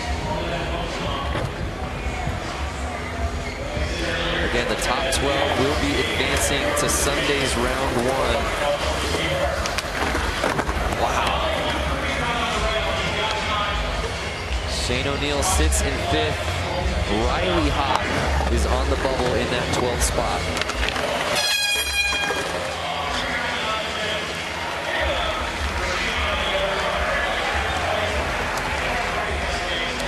So there you see Riley Hawk as he sits on the bubble in that 12th place. There are just 2 guys who can bump him out of advancing. And it happens to be the next 2 skaters, led by Chaz Ortiz, who sits in 15th place.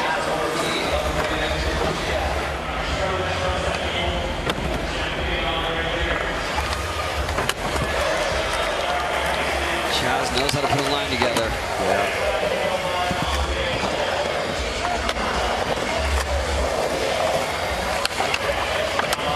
Smith guy. Already looking stronger than his previous run.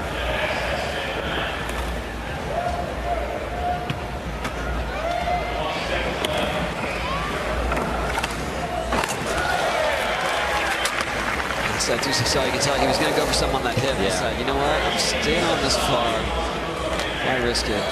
Final 10 as he approaches the rail. Over Crooks. I think that's going to put him in the semis. I wanted to see Riley skate the next round. So Chaz Ortiz, that's the type of skating we've expected from him over the years. And we shall see as his second run score comes in as we take another look. Really solid run for Chaz. Which is what we'd expect. Right. I mean, he's been here before. He's in the medal contention usually. Right. And he's got the consistency. He's got the lines. He's solid. Again, Riley Hawk sitting in that bubble spot in 12th. Oh, that'll definitely put Chaz into the semis. So Chaz's score coming in a 75.33, putting him up in the 10th place, officially knocking out Riley Hawk in his X Games debut. But he can keep his head up high. He's still on the real street. That's right. Get your vote on X Games Real Street. On Twitter. He's still here. And we know, Tony, that's what he's really passionate about. I mean, the video parts. And he put out an absolute banger. And he's in the Final 4 for X Games Real Street. So Riley Hawk officially eliminated, but that puts Alec Majerus on the bubble spot in 12th. Ashad Ware is the only guy who can bump him, as Ashad sits in 18th place.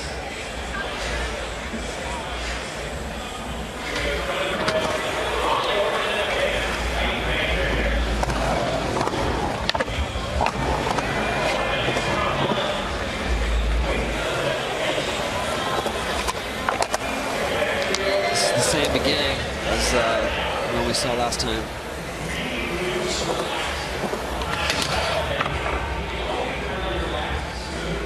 Oh, but he's missing out. This is going to do it for him. Much like Chaz, Ashad came to play. He doesn't have, I'm not sure what to do now. I didn't know I'd make it this far. On run number 2, final 3 seconds. One more trick for Ashad. Wow, there you go, frontside flip. That's going to do it. He's in the top 12.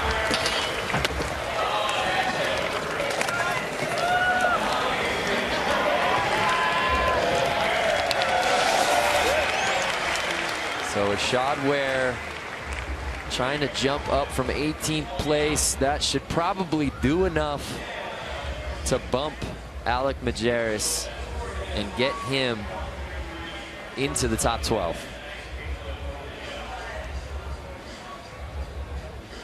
Love that angle. That is a good one right there. Look at that Smith grind, just static. So after a 61.33, jumps up 20 points to an 81.33, all the way up into 5th place. And that means your final 12 are officially set. The only thing that can change is the order. Ryan DeCenzo sits in 12th, but he's in no danger of getting eliminated. Here's Paul Rodriguez. P-Rod, of course, already in the top 12, sitting in 9th, trying to best a 75.66.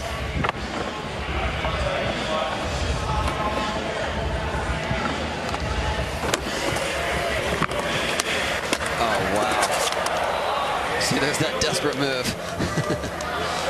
Hands down. But P-Rod, much like Nyjah, Tony, he's a guy that we know playing it close to the vest. We know he's got the tricks. But we certainly haven't seen the best of P-Rod out here. Ghost riding up the step up. Things are kind of falling apart here, but that's okay. He's in the semis. He knows. So P-Rod sitting in pretty at 9th place. That score probably will not bump up his previous one, but it don't matter because he will be skating on Sunday.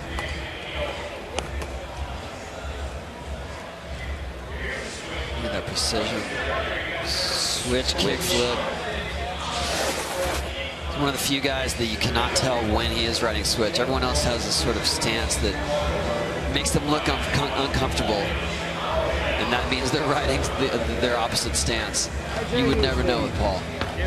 So here's Nyjah Houston sitting in 7th. Of course, he's advancing to Sunday. But Nyjah likes to win everything. He wants to win eliminations. Including eliminations, that's true.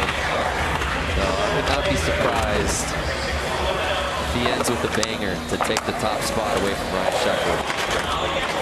Just so consistent, Tony. Always. Nose grind here.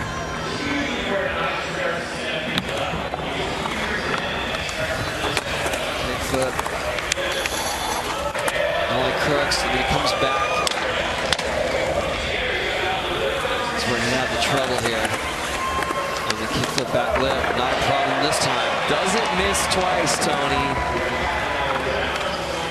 Oh, wow, backside flip. I think we have a new leader. Nyjah Houston.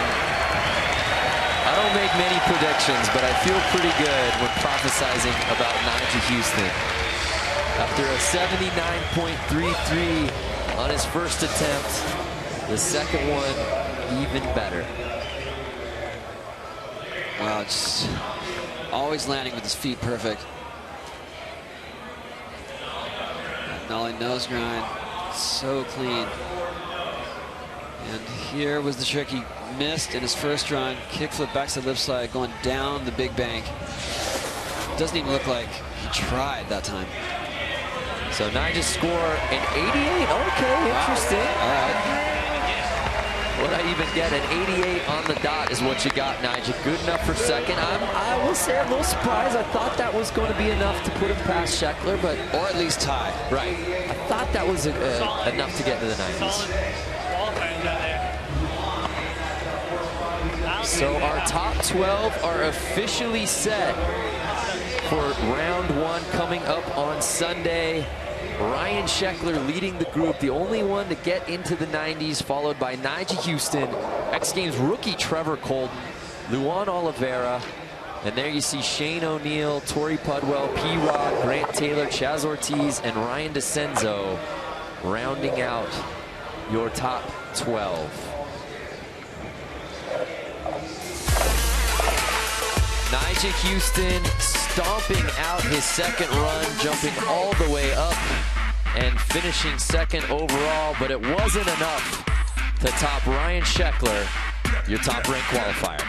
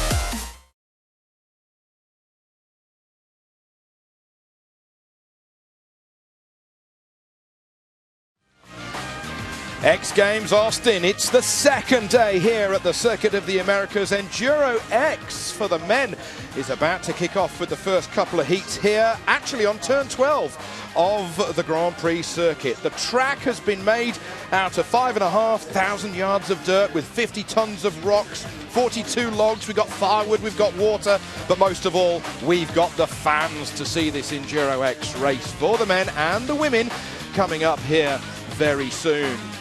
Now, earlier today, we saw Cody Webb having a look around the course, getting his eye in for how it might pan out later today.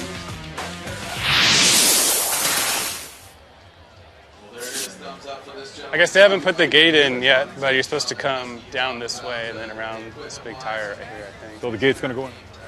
It's kind of slippery on top of it. It's a little slippery. It's going to get a little slippery. So Double this one? Or? Quick. What do you think about just jumping across here? Yeah, right there. Just keep the front end high. Different every time. Just stay on the back tire. Come, because the big hole right here. This one's going to be nasty on these rocks, I'll tell you that much. Yeah. I said it yesterday. I guess the first practice will tell, and then from there we'll just wing it. Might go stiffer, but I feel like a lot of ground can be made up in the rocks when it gets slick. So. Yeah, I just feel it. All right, guys, look at this rock section. Super slow-mo camera angle. Man, Webb just having some trouble there. These things are going to be treacherous. This is going to separate the men from the boys here. Very tough section. Excited to see what's going to go down. Now, Cody Webb, he's been busy. He was in Austria last week, and he finished 10th in the Erzberg Rodeo, one of the toughest races on the planet. He's looking to see if he can get a gold. Mike Brown, well, he was victorious in Barcelona last year, just ahead of Colton Haker, but it's Taddy Blatzuziak. Does he come in as the favorite?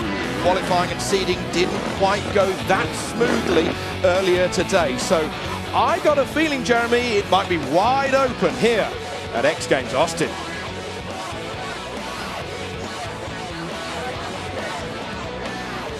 Sweet.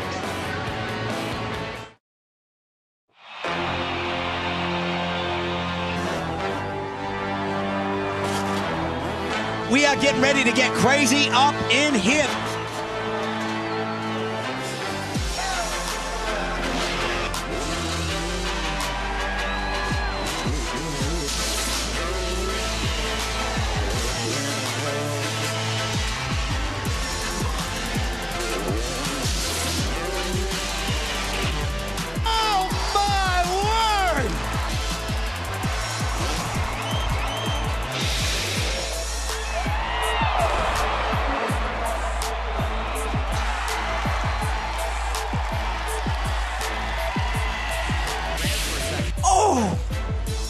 Beautiful.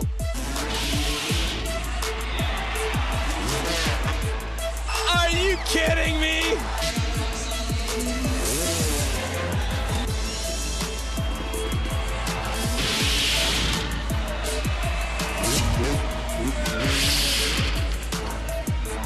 If you are not standing up at home, I would get off the couch.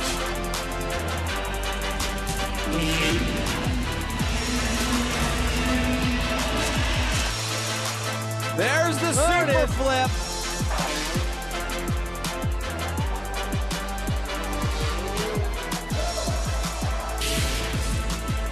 That's how to do it the right way up. That's how to do it upside down.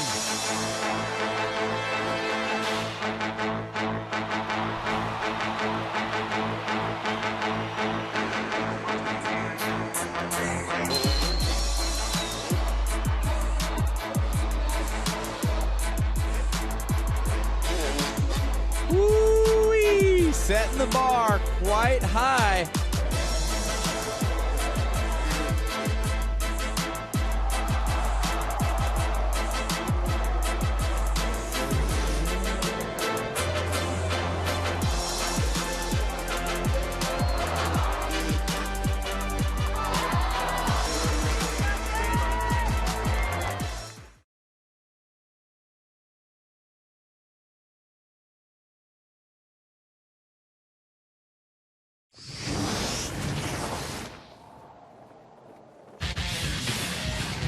Welcome back here to the Circuit of the Americas. We're getting ready for this first men's Enduro X heat. It's going to be a 10-lapper, and Taylor Robert is in this heat. He was getting gold in Munich last year, but he's had a very, very rough ride to get here today. Jamie? Well, Toby, 3 months ago, while training for an Enduro cross race, he had a huge get-off. Actually, his handlebar went through his abdomen and punctured 2 holes in his small intestine. That ended up costing him 5 nights in the hospital, getting 37 staples to zip up the torso. That was just 3 months ago. So I asked him right before he got on the bike how he's feeling, and he said, well, he lost 10 pounds and he lost a lot of strength. So he's hoping that he'll pull through. That adrenaline will help him through here. Remember, he's won 1 gold medal in this event before, so we'll keep our eye on Taylor Robert. Toby? We certainly will. He was racing just under 2 months after that crash, and he finished 5th at Las Vegas in the Enduro Cross opener. Adrenaline, a wonderful drug. Hey, listen, Taylor Robert is going to have his hands full with all these guys, but man, good for him. He's back from a big injury.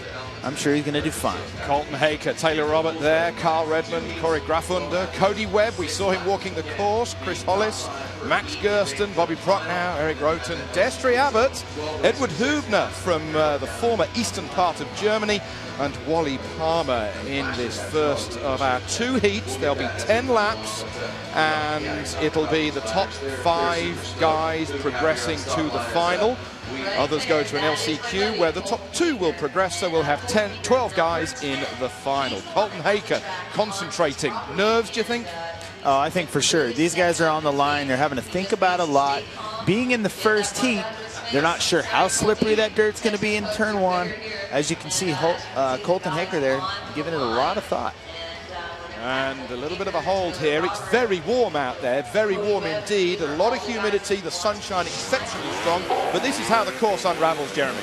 All right, we're going to come into the nice right-hander into turn 1, over the tires, then they got some logs, some matrix, some wood, some water, and some big step-ups, of course, over that big giant landing they're going to use later in freestyle, and the big rocks into the final straightaway. And that is a lap here, but this track is very, very technical with some really big jumps. These guys are going to have some fun with this. Yeah, some of the guys saying it might suit the motocross guys a little bit more than the enduro guys, but those rocks have caught so many people out. I mean, today we've had a couple of big offs already. Destry Abbott, he went off. Tadej Blazuziak, he had a couple of offs in the rock section as well. The guys will do like a figure of 8 over the rocks, and the women will just do 1 quick right-hand turn. Here we have them coming underneath from the bottom of your screen. There's a lot more space on the right-hand side, and that caught people out this morning. Yeah, the right-hand side rocks are a little bit more spaced out, but you know, we saw a lot of guys catching their front wheels, flipping over the bars, so this section's going to be tough, where the other rock section's pretty tight. So 2 different styles there, and it's going to be tough. I mean, we're going to have to see how that plays out. Some guys favor the more spread out rocks. Some guys like the close ones. Nice to see the fans in here at the new venue for X Games here in Austin, the Circuit of the Americas, the first year of a 4-year deal here in the Texas State Capitol building. That was venue for the vert ramp last night, and a massive crowd saw the golds being won down there, but we're going to have another couple of golds here today with the men and the women. 30-second board being shown now. I remind you, it's a 10-lap race, and that first corner will be very, very tight indeed. You hit the nail on the head, Jeremy. How slippery is it going to be? Well, I think start's key. You know, these guys are going to want to get out in front fast. Here we go into the first corner. Here we go into the first corner. Coming out of it, Colton Haker having a good run. Is it? No, it's going to be Cody Webb who lands first, and he leads at the moment as we go over into the bike spokes. And Haker takes the lead again.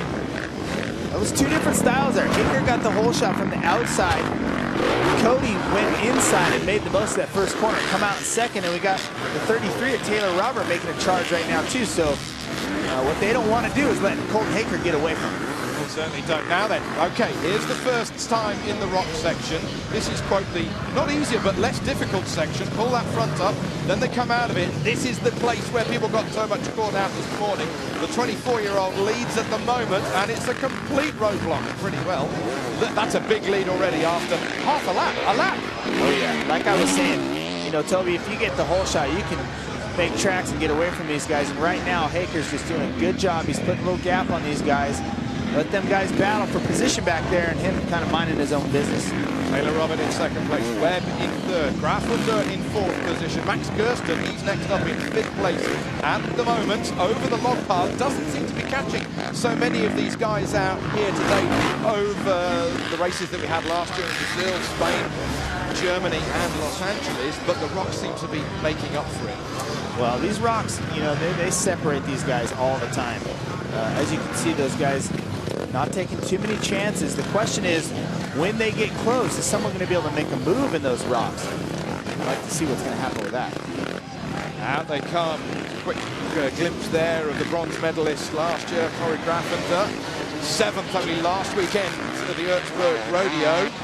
Alfredo Gomez, we'll be seeing him later, the Spaniard. He finished just off the podium in 4th. Now then, over the bike spokes, that's what they've called that section. And this downhill matrix, not easy.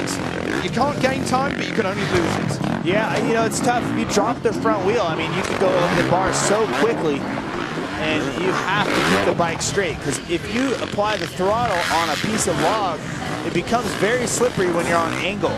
That's where you can make a mistake and lose a lot of time. The four-strokes having the domination here at the moment. Their four-strokes got the advantage. Many people thought that would happen. We were talking about it before the broadcast, Jeremy. But why the heavier bikes over the lighted strokers? Well, here's the thing. This dirt's pretty slick. With the four-stroke, you can see right there, the four-stroke is going to have a little more traction. It's a little heavier, more inertia-type bike. Momentum is your friend. Two-stroke's going to be a little more agile, able to move and maneuver through the rocks, through the logs, and such like that. But right now, the four-strokes have a little bit of advantage. I don't know. You know, we're going to have to see what happens. I think on the start with the slick dirt, four-stroke might be a hair of an advantage here. Well, it's the Honda that holds the advantage at the moment. Johnny Campbell, he's here this weekend. I last saw him when we were at the Baja 1000 last November, an experienced rider if ever there was one. And he's keeping an eye on with a very serious eye. This is a great camera angle. I love this cable cam, following these guys, and at times even struggling to keep up with them. Into the spokes once more. Okay, just another lap and a half to go. And already catching some other guys at the back of the field. I remind you that the leading 5 will progress to the final. Everybody else going into the LCQ through the sand. White flag being shown. No problem for Haker. That's a difficult hill that in practice. I was watching from the grandstand. That last bit from the top log, almost bringing the bike to a halt. Yeah. The logs are like big, giant steps going up that mountain. As you can see, Haker here doing a fine job dealing with the lappers, but he can't choose his preferred line, so it's going to be a bit tricky when you come up to the lappers. But right now, he cleared it out, looking good. Well, it's the Honda chainsaw that's cutting a hole in that log, isn't it, rather than a Husqvarna. But he's only got a couple more corners to go before he's going to guarantee himself a place in the final, up over that matrix. No problem so far. Don't want to put the commentator's curse on, so fingers crossed for everybody in that Honda pits. Avoids the water, and he wins the first heat. Next up, it's going to be, yes it is, Cody Webb takes second place. And next up, it's Robert taking that 3rd position. What about Max Gersten? As we look to see and catch up with him, or is it Edward Hubner? Edward Hubner going through? No, there was a lap behind for the German, but no problems at all for Colton Haker. He wins the race by 5 seconds. A little bit out of breath. Gersten 4th. Chris Hall's 5th, taking the final spot. Now this is how he got through into the lead, and he was never headed after that. Yeah, you saw a couple guys got pushed wide. Haker did a nice job come up the middle, but Cody Webb just taking the inside right there, making the most of that start. So takes the lead right away, but Haker did a nice job on getting the inside right here, going into the matrix. And from there it was clean. Got a couple guys he had to deal with there. Luckily got over that double, up that log kind of mound, and cleared himself. Now here's the super slow-mo camera picking up these guys as they pick their way through the rock section. I believe this is the second part of it. What Jeremy was saying was the harder part. And look at the battering that the bike goes through. Never mind the riders, but it's Haker who is the man who wins the first heat of men's Enduro X here at the Circuit of the Americas for X Games Austin. Next up, we're going to be seeing Mike Brown versus Taddy Blatsuziak. Wow, something to look forward to. Ain't nobody else like me around.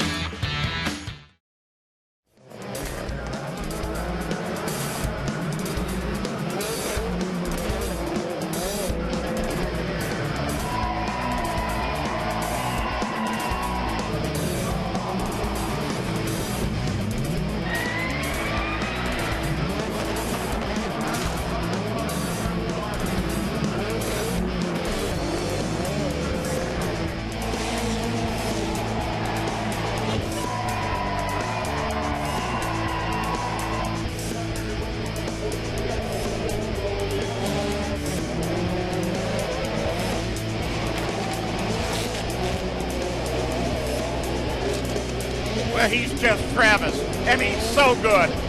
I'll just do some donuts for everybody.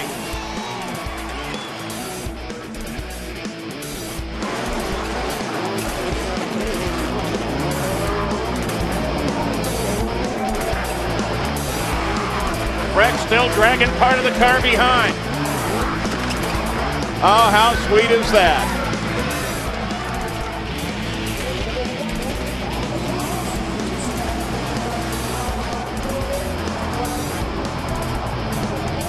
Side by side they bang.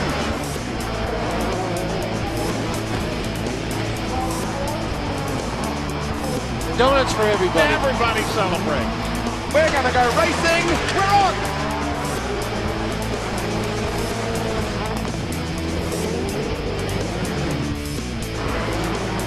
Liam Doran wins gold at X Games. Fantastic. Go!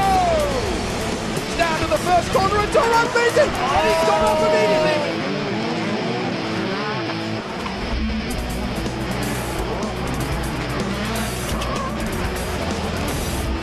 Brian Deegan in the Ford Fiesta wins. Are about to get underway. Sebastian Lowe, there is no stopping this guy.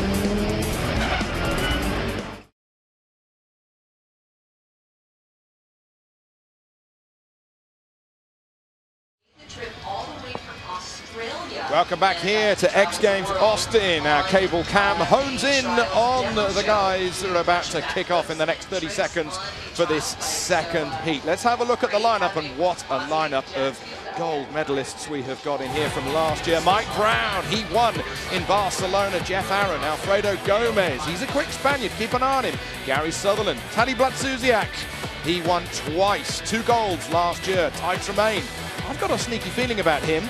Kevin Rockstall, Brian Roper, Jack Field, Matt Crouch, Stephen Ford and Jamie Lanza. He dislocated his shoulder this morning, did Lanza. How is he here? Yeah, it's unbelievable. Look at this shot of Mike Brown getting ready to do business here. Husqvarna rider. This is the first we've seen in a long time. So Mike Brown shot a Taddy there. Multi-time gold medalist at Enduro X. And a man who can chuck a motorcycle around, Blatsuziak, he has won the Erzberg Rodeo 5 times on the trot from 07 through to 2011. Here we go, towards the big truck tyre, and who is going to come through? Blatsuziak, he's gone down! Blatsuziak, it's happened immediately! Mike Brown also, they both struggled. Mike Brown's deep, looks like Jeff Aaron who's leading. It is indeed. Kevin Rockstall's up there in second position. They almost touched. We've got a race here. We have got a race on our hands here.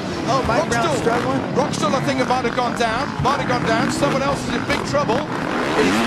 Is that Blatsuziak? It is. He's up to second position. How do you do that? Wow, amazing stuff. He's on the floor. Pretty sneaky, that guy. He's on the floor at turn 1. Half a lap later, he's in second position. Unbelievable. Aaron leads from Blasuziak, from Alfredo Gomez. In third, the Spaniard I had a bit of a feeling about. Junior Trials World Champion is Gomez. His sister's going to be riding in the women's race in a few moments' time. We've got a hell of a battle here. Now, where's Mike Brown? That's the next question. I think I caught a glimpse of him. He's coming up from behind, not too far back, but he definitely, there he is. He's behind Gomez, fourth already. So he's up in the fourth position. There is the number 3 coming towards us. No longer the orange colours of KTM, but the blue and white of Husqvarna. And you know when they're trying when that happens. Yeah, the one thing they don't want to do, like Mike Brown, for instance, he's pretty excited, got a bad start because he crashed. You do not want to override this track because you're seeing him make little mistakes where we don't see Mike Brown usually make those mistakes. So he's got to get it together, calm down, and you see a little shot of Taddy getting through the rocks there ahead of Jeff Aaron, so he's taking the lead. So Blasuziak now leads. He had a problem in seeding. He wasn't happy with his absolute lap time, but now he's got into his rhythm. Nearly catches our camera on the cable as he goes through. Second position is still Jeff Aaron there on the number 4. As he comes over the viaduct, the spokes that right-hander through there.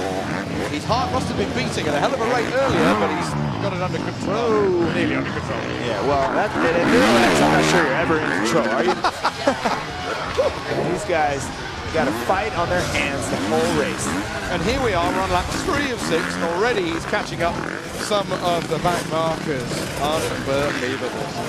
Just coming past Jack Field, a 27-year-old Australian gets past as he goes into the other rocks. See how difficult it is. He pulls the front over. And are we at Erzberg? Are we at Hell's Gate? No, we're in Austin. Man, it's so cool when you see those guys just pull the front wheel up, they pull the front end around. Man, it's just so cool. And you were telling me they've got some new technology with some new clutches coming through as well.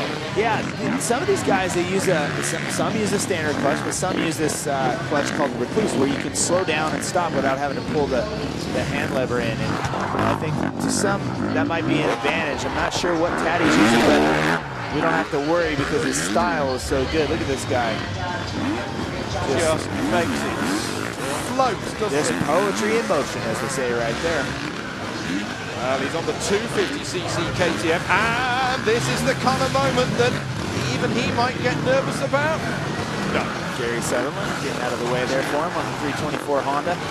Maybe, yeah. The California gets through, and still it's Blasuziak who just makes the thing dance, doesn't he? A little motocrossing it right over that step up there.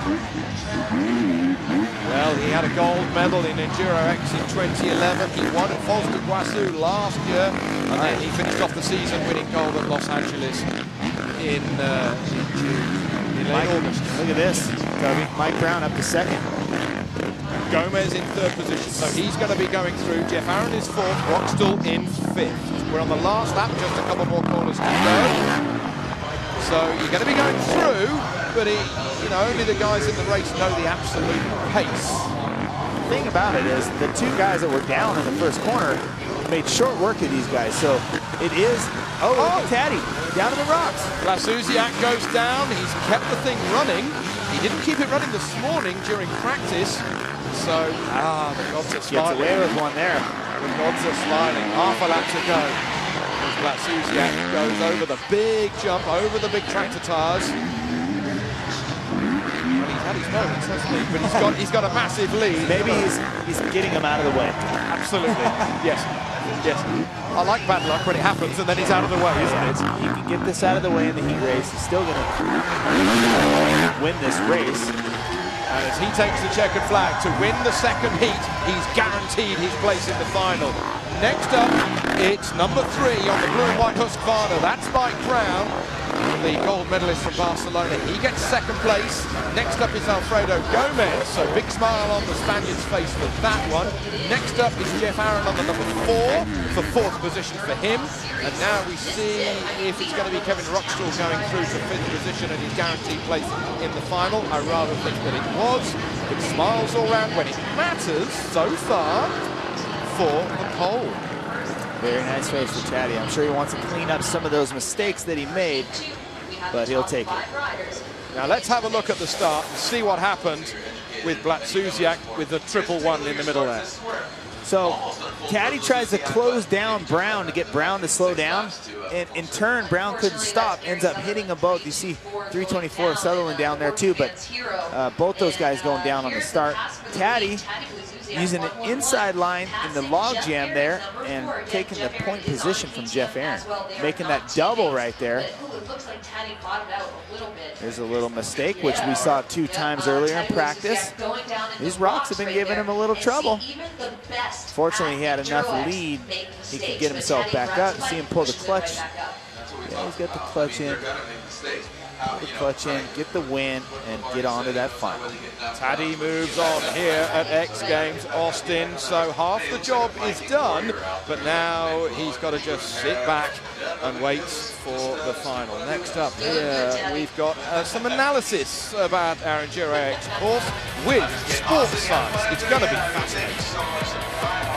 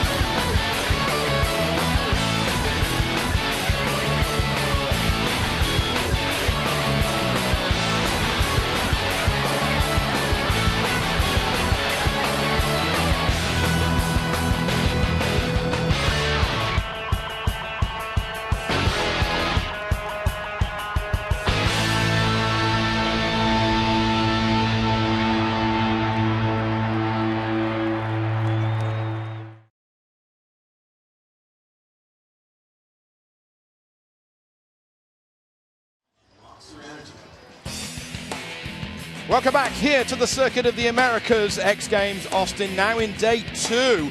And we've had 2 of our men's heats.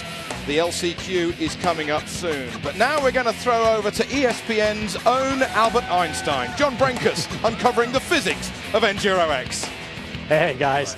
Listen, Enduro X is one of the most physically punishing events here at X Games Austin because riders experience incredibly high impact forces. And to find out exactly how much force they experience, we put an accelerometer not only on the bike, but on the riders themselves. Check this out.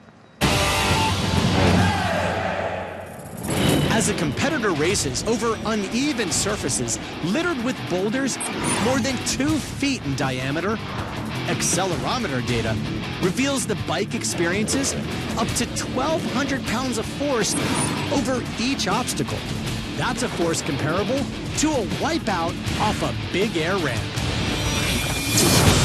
When landing jumps, the riders can experience more than 12 G's of acceleration. That equates to more than 2,100 pounds of force, on par with taking a hit from an NFL D-back. And to give you an idea of how punishing a single lap can be, a rider can experience well over 10,000 pounds of cumulative force. It's a pretty grueling event. And Jeremy, it's a question of the modern technologies with suspension that are really advanced, but still the shock that's coming up through your legs, everything, it's just relentless. Oh, you know, this is crazy. When you are doing those landings, your wrists, your knees, your ankles, I mean, even your neck is just taking a beating. Now, John, tell us a little bit more about this. Well, not only is it physically punishing just on the physical body, but also in terms of a workout, it is a brutal workout. We put a bioharness on a rider to find out how high does their heart rate actually get. We found out that they have a cardiovascular level that can peak at 195 beats per minute. That's as high as a rider in the Tour de France. It's an incredibly demanding sport. Well, it's as if we're going up Alpe d'Huez, isn't it? It's just a never-ending slope when you're climbing and climbing away, but something else, just something else. And do you hold your breath when you're going around? That's the whole thing there. Well, that's the amazing thing. Thanks, John. That was great stuff there. These sections, some of them are so difficult, it's hard to take into the fact that you are holding your breath at times, which, like he said, you're going to have a 190 heart rate, maybe a 195. Sometimes it'll be down as low as probably 165. Who knows? This is a short race. It's a sprint. But I'm telling you what, it's important to breathe or you get these kind of numbers. Yeah, you got to get the oxygen in. Fascinating insight from John and Jeremy. But we've got the men's LCQ coming up here at the Circuit of the Americas for X Games Austin after the break.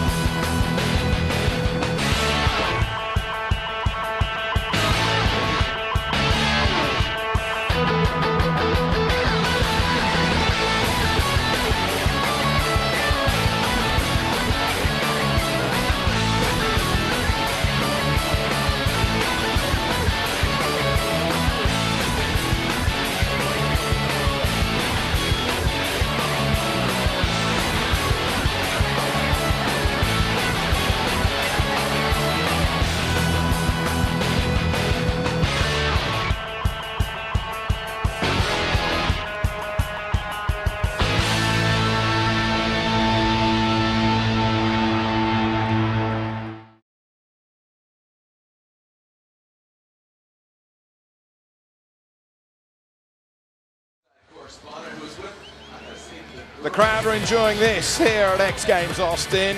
We've had the men's Enduro heats now. We're all lined up with the LCQ, in which Jamie Lanza is going to be taking part. And he separated his shoulder this morning. Jamie, how did he get this far? Well, it was unbelievable in practice. He was out here, he fell over, he knocked his shoulder out of socket, and you saw him literally reach over, step on his hand, and pop it back in. Well, then he went back to the garage, took his bike, and they helped him out get it back in place. I can't imagine the pain that he is feeling now. It's been a couple hours since that happened. And keep in mind, we're looking at obstacles like this, the rock garden. It is treacherous. We've seen these guys tip over. You hit a shoulder on there, you're out. So keep an eye on him. Definitely going to be a win or lose situation right here in the rock garden, Toby. I just don't know how he's even thinking about it, Jeremy. I mean, it must be just like rock solid in his shoulder. I have no idea. I mean, Jamie Lanza's a hero. Look at this guy. Dislocated shoulder in practice. He's lining up. With Destry Abbott, with Kevin Rockstall fresh from that second heat. Wally Palmer, Brian Roper, Bobby Prochnow, Gary Sutherland, Corey Graffunder. Together with Jamie, with Carl Redmond, with Matt Crouch, with the German Edward Hubner, Jack Field, Eric Roten, and Stephen Ford. So 14 guys going to be lining up. It's a 6-lap race, and only the top 2 will advance. It's going to be rather mental into that first corner, isn't it? There's It sure is. Piccadilly Circus, as we would say in London. Yeah, the first turn on this race is going to be, man, it's going to be a barn burner. These guys are all looking to get that point position because this is it. Oh, a bit of wheel spinning. Might it be best to hold back? And 2 people got off immediately. They've gone through the bales, so they are going to be right at the back. One of them is Field. Coming forward is Gary Sutherland, who's got the advantage. Kevin Rockstall on with the black top, number 1, 2, 3. He's advancing with the Honda. Look at Graffunder taking the lead. Corey Graffunder, 7th last weekend at the Erzberg Rodeo, and he is rocketing away over the start or the finish line, up the hill for the first time, and the 6th lapper, and he's not waiting for anything. He's not waiting at all. Now you got to keep your cool. That's the question. That's right. That's right. You know, I'm sure getting in the rocks first is huge too. Look at the fall up in the back. Oh, Sutherland goes down. The 324 goes down. Uh-oh, look at this. Rookstool taking the lead because Graffunder crashes. And Destry Abbott in 3rd position with the number 8 Kawasaki. He's got a very good chance of advancing. Long way to go in this race. So then, coming towards us is Rockstall. Then we've got Graffunder. Then we've got the number 8 Destry Abbott, the 41-year-old. 1, 2 into shot, 3 into shot. Still anybody's race for the top 2 who will advance out of this ultimate view.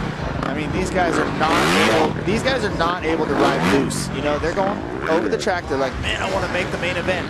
So they obviously Graffunder made his mistake. He's got to kind of mind his P's and Q's to try and get to this final here. But Destry Abbott, on the other hand, he needs to just kind of throw caution to the wind and get up there with these guys and get in this battle. It's getting closer and closer between the 2. It may look like, that was a moment there, as we had this morning for Destry Abbott. So he's had some form in the rocks, in fact, as everybody so far here today. Up over the big one, and again. Now, Kevin Rookstool, the 123 bike here, has a lot of motocross experience. He's going to be good on these step-ups and the kind of the technical double jumps and things like that.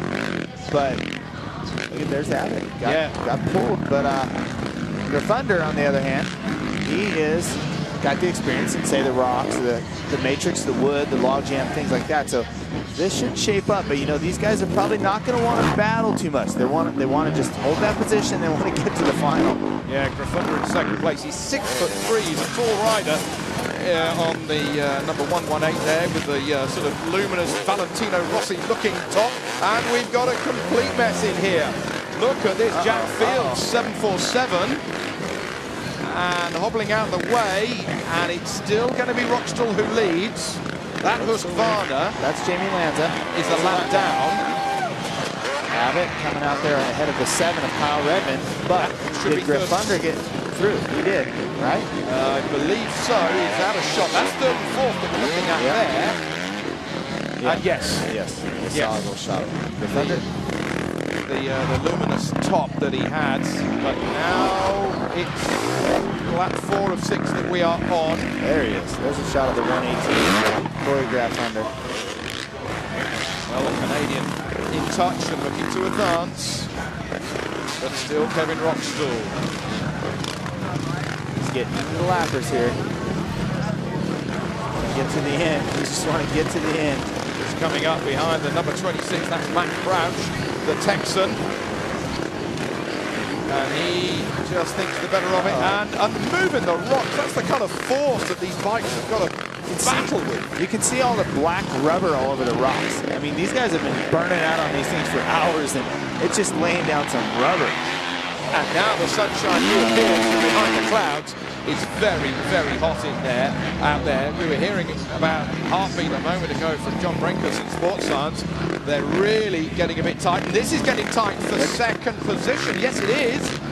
Carl Redmond on the number 7, pushing Graffunder. Going for the spot here. As we start the last lap here of this LCQ, there's the white flag. This is going to be something we're going to have to concentrate on. This is going to be a battle right here. Down the hill. It's not that far away from the lead. Rookstall makes a mistake. And again he gets stuck. So he goes through. Graffunder takes the lead. 1, 2, and 3, as quick as that. And he goes, and yes, Redmond trying to get out, smoking that rear, desperation to get through to the final, and he does. Wow, Rookstall made a very costly mistake there with the, what, a half a lap to go? Half a lap to go. Well, the stroker comes through, doesn't it? The number 7, the KTM, the 25-year-old Carl Redmond, going to be looking as if, commentator's curse aside, as if he's going to be going through into the final. I can tell you that 118. Corey Graffunder, very relieved. He goes through, he wins this LCQ, he goes through to the final. Now we pick up with number 7, here he is, Carl Redmond. He goes through with second place. I'll tell you what, a couple of laps ago, Jeremy, I bet you he thought he was going straight home. Shoot, we thought that. Rookstall had this race in his hand. And kind of, he doesn't know he's advanced, or he's saying, how did I do that? Maybe he doesn't know. Yeah, thumbs up. Yes, he now knows. From his family and his fans. And the fans in the stands. Goodness me. So how did it all pan out by the time they let the clutch in and they barreled into that first corner? Was it ever going to work with 14 guys into one? I never thought so. No. I mean, this turn is tight, and it's a short start. You don't have much room to separate yourself, so the guys on the inside really have an advantage. Well, Jack Field and Eddie Herbner, they had their moments at the first corner. Graffunder went down, desperate to hold on to the clutch. That's where Rookstall takes the lead. Rookstall went through in the first part of those rocks, and then that was 1, 2, 3. Then Graffunder got through, and then in the next section, then it really did all change. Oh yeah, looks like the nerves got to Rookstall here. He was in a nice position, got out a little wide, but Graffunder making the most work there on the rocks, doing a great job. Relief, if ever there was, on somebody's face, hey, Jeremy. Look at that smile. Oh, yeah. Now you've got to just wait a bit, a few minutes' time before then the final, which will be over 10 laps. But we've got the women's final coming up. But in the meantime, X Games Austin debuted with a bang on Thursday night at the Vert Ramp in downtown Austin. The big question was, would King of the Ramp, Jamie Bestwick, win his 9th medal in a row? I would, Pitt. But the training has all been worth it. There was a quiver in her voice there, but you can't blame anybody when they get given an X Games gold medal here at X Games Austin. Casey Martinez, only the 3rd women's gold medalist in the Enduro X after Maria Forsberg and Laia Sainz. Casey Martinez takes the gold here at X Games Austin in women's Enduro X.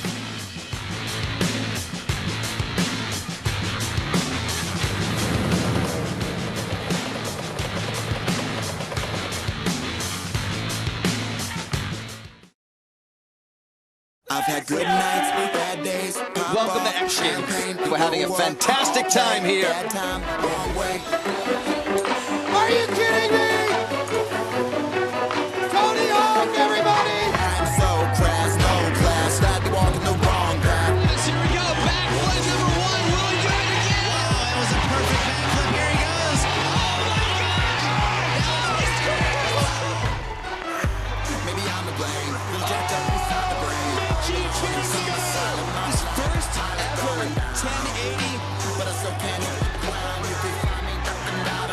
Ryan Sheckler, age 13, the youngest competitor this year's X Games. He's amazing.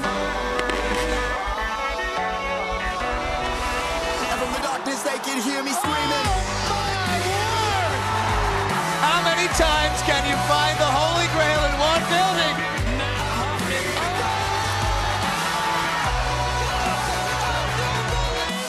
Blacked out, Midnight Kingdom act out. Too much freedom passed down. Now King's crown, let's torch count for no good reason. Young, a little bit of dumb, a little bit of bad, a lot of bit of fun, a little bit of give, a little get, a little buy, a little bet, a little run until the devil catches up. Yo, I'm just trying to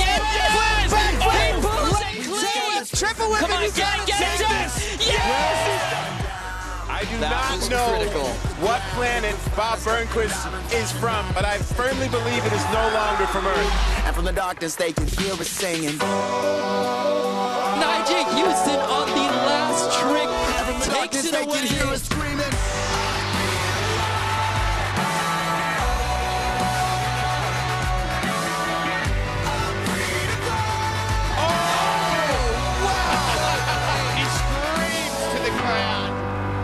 This is where the wild things are.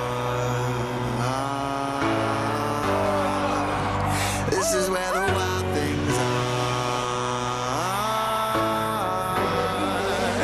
Taurus wins the gold medal with only 3 tires. This is where the wild things are. I'm excited to go to Austin. I think Austin's going to be great.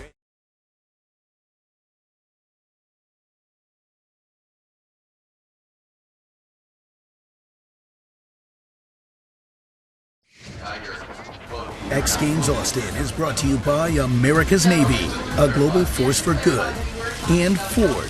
Beautiful things happen when you go further.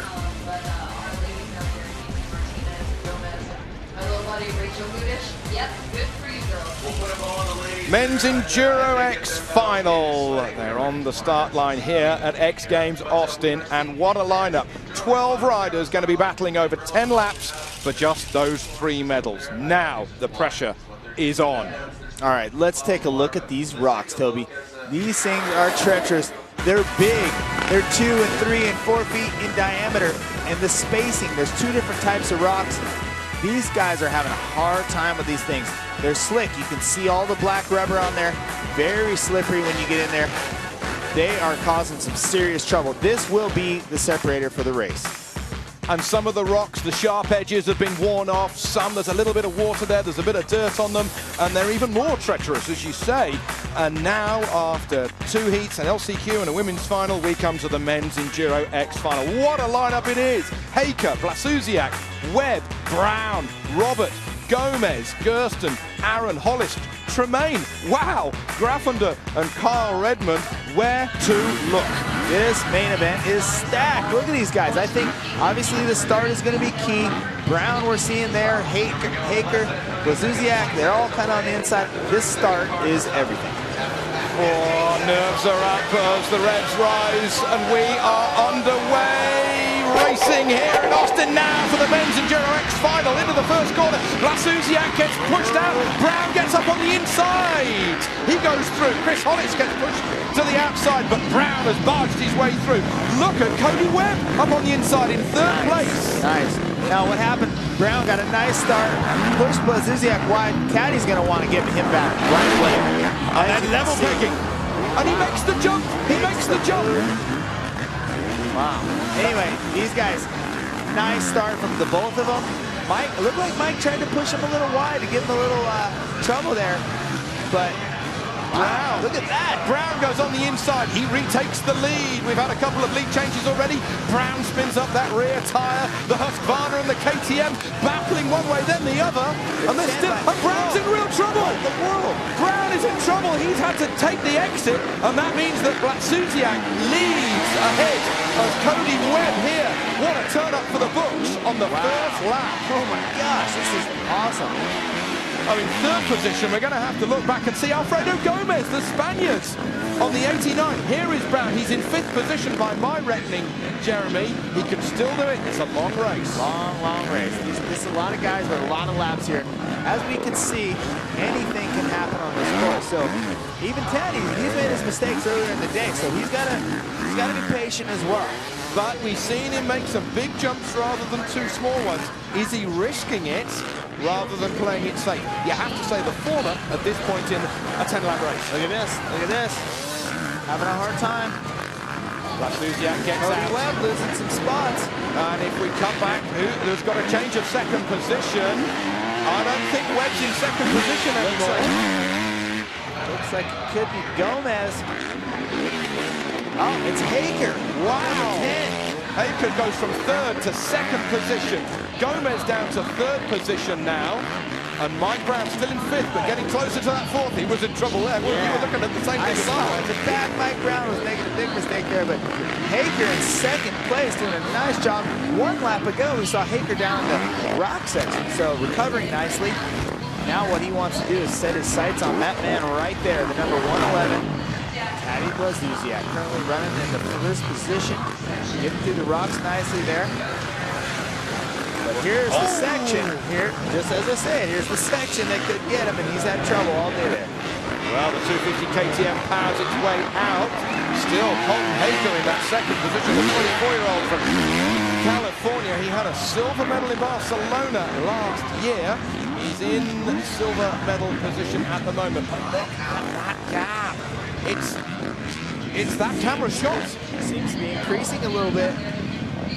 Gomez on the number 89, the Spaniard. He had a brilliant medal in Munich last year. His sister had a brilliant medal in their hometown, or their home country of Spain last year.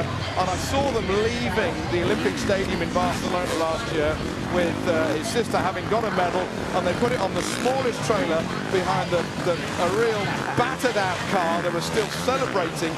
We've come from a small little village near Madrid, and we've won a medal in the X Games. It was a brilliant little fairy tale for the Gomez family, and we got Blasuziak goes down, and that means that Haker is really closing in. That Taddy Blasuziak holds the lead, but for how much longer? Oh, I think Haker smells blood. He smells blood. He's going to have to get up here and try and make something of this before Taddy maybe moves away from him again. But right now, we're shaping up for a good battle. Okay, we're on lap 5 of 10 through the water. Haker takes a little bit of a wide line to try and get less water, but Blasuziak just manages to get ahead, does he? Taddy on the 250, Haker on the 450. A perfect example about how many ways there are to skin a cat. yeah, that's one way to put it for sure. How about one way to get through the rocks here? Look at these guys. Haker doing a nice job and doing a foot plant coming around. And here we are halfway through the race, Jeremy, and we're still that close. Yeah, no, this is great. This is great. Now, we haven't seen much of Mike Brown recently. He's dropped down the order. Jamie, what's happened to Mike?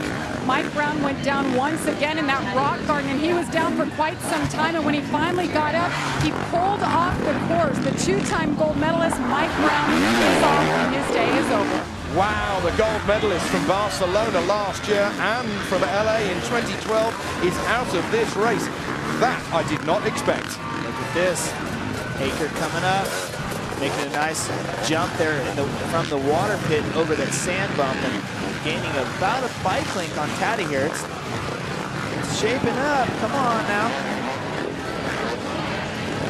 Okay, well, the shadows are getting a little bit longer, but the heat is on here in Texas. The first of our 4 years for X Games Austin here at the Circuit of the Americas, and this race is well and truly on. Colton Haker, what's going through his mind now? You're close. You don't want to risk silver, but you can get gold. Well, you don't want to risk silver for sure, but you know what? Early in the race, Taddy had a gap on him, and he probably thought, man, I have no chance.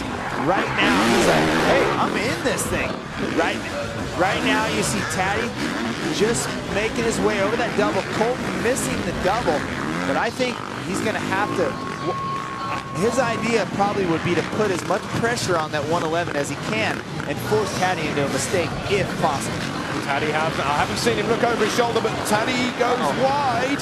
Haker just loses a little bit of momentum, and does Blasuziak make... No, it's still even Stevens. Well, here's the deal. I think Haker is in these jumps right here, in these spots right here. He's going to maybe be able to make his best time. And if he can get up the inside here and force something, See Taddy throwing a little block, going down low there.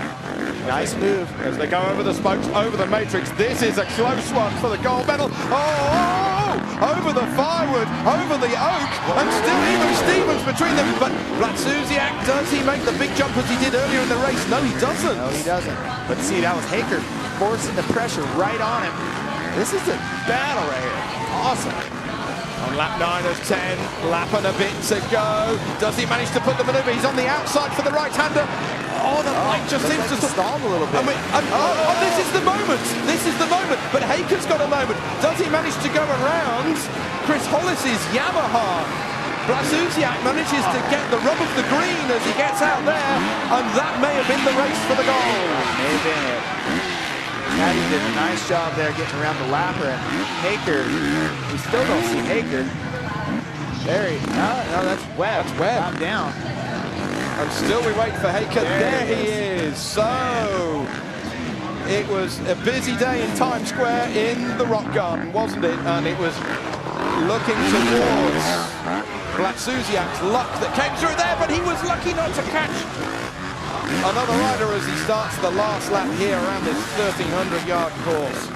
So I said Cody Webb was a lap down. He was not. Cody Webb's taking second position. Gomez third. Apologies. So, man. Apologies. Cody Webb, what a rise. These guys are up front battling. Cody Webb making some time. Look at this. You can see him in the camera shot. And if he makes the maneuver, let's have a look to the left again. We got, that's right, same gap, different rider, as you say. Webb, we got caught out there. Apologies to Cody as he makes progress on the two-stroke against the KTM four-stroke. So Webb on the beater. He's had a couple of silvers already so far in X Games. Might it be another silver? Might it be the gold? Blatsuziak making his way towards the finish line. Will it be another gold? Will it be gold number 4 for the pole? Yes, it looks like it. Taddy Blatsuziak takes the gold medal here at X Games Austin in the men's Enduro final. Second position goes to Cody Webb, the silver, and Alfredo Gomez, the Spaniard, takes the bronze medal.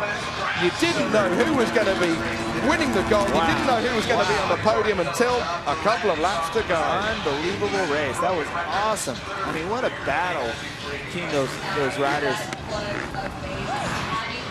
And the top 4 riders all coming from trials. So in the Enduro X, it was really the trial riders who got the upper hand. Taddy Blatsuziak, how did he keep his cool?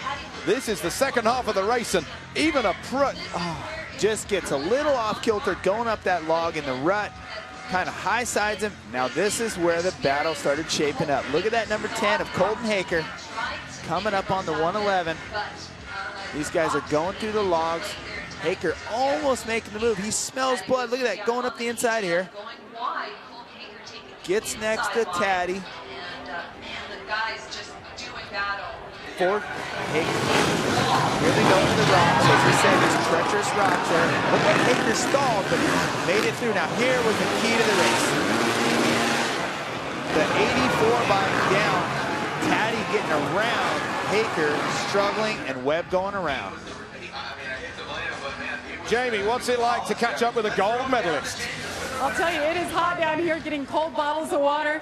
Taddy, first of all, right in front of us in the rock garden. Riders were down everywhere. Take us through how you got around, wheeling your bike past him. Well, if you really want to hear the truth, you're going to have to give me some time so I watch you on TV, you know, because it's hard. I mean, it's been cold. You know, I had a really good gap. And I relaxed too much, you know, I hit that log, you know, really simple log just before the double over the tractor tires, and lost my front end again, you know. We're going to have to work on that for sure. I had a good cushion, so it was pretty much, it was done. And I had to give it everything I had again, so pumped, you know, such a close race, and gold medal again. That's the fourth one I'm going to hang on the wall, so what can I say?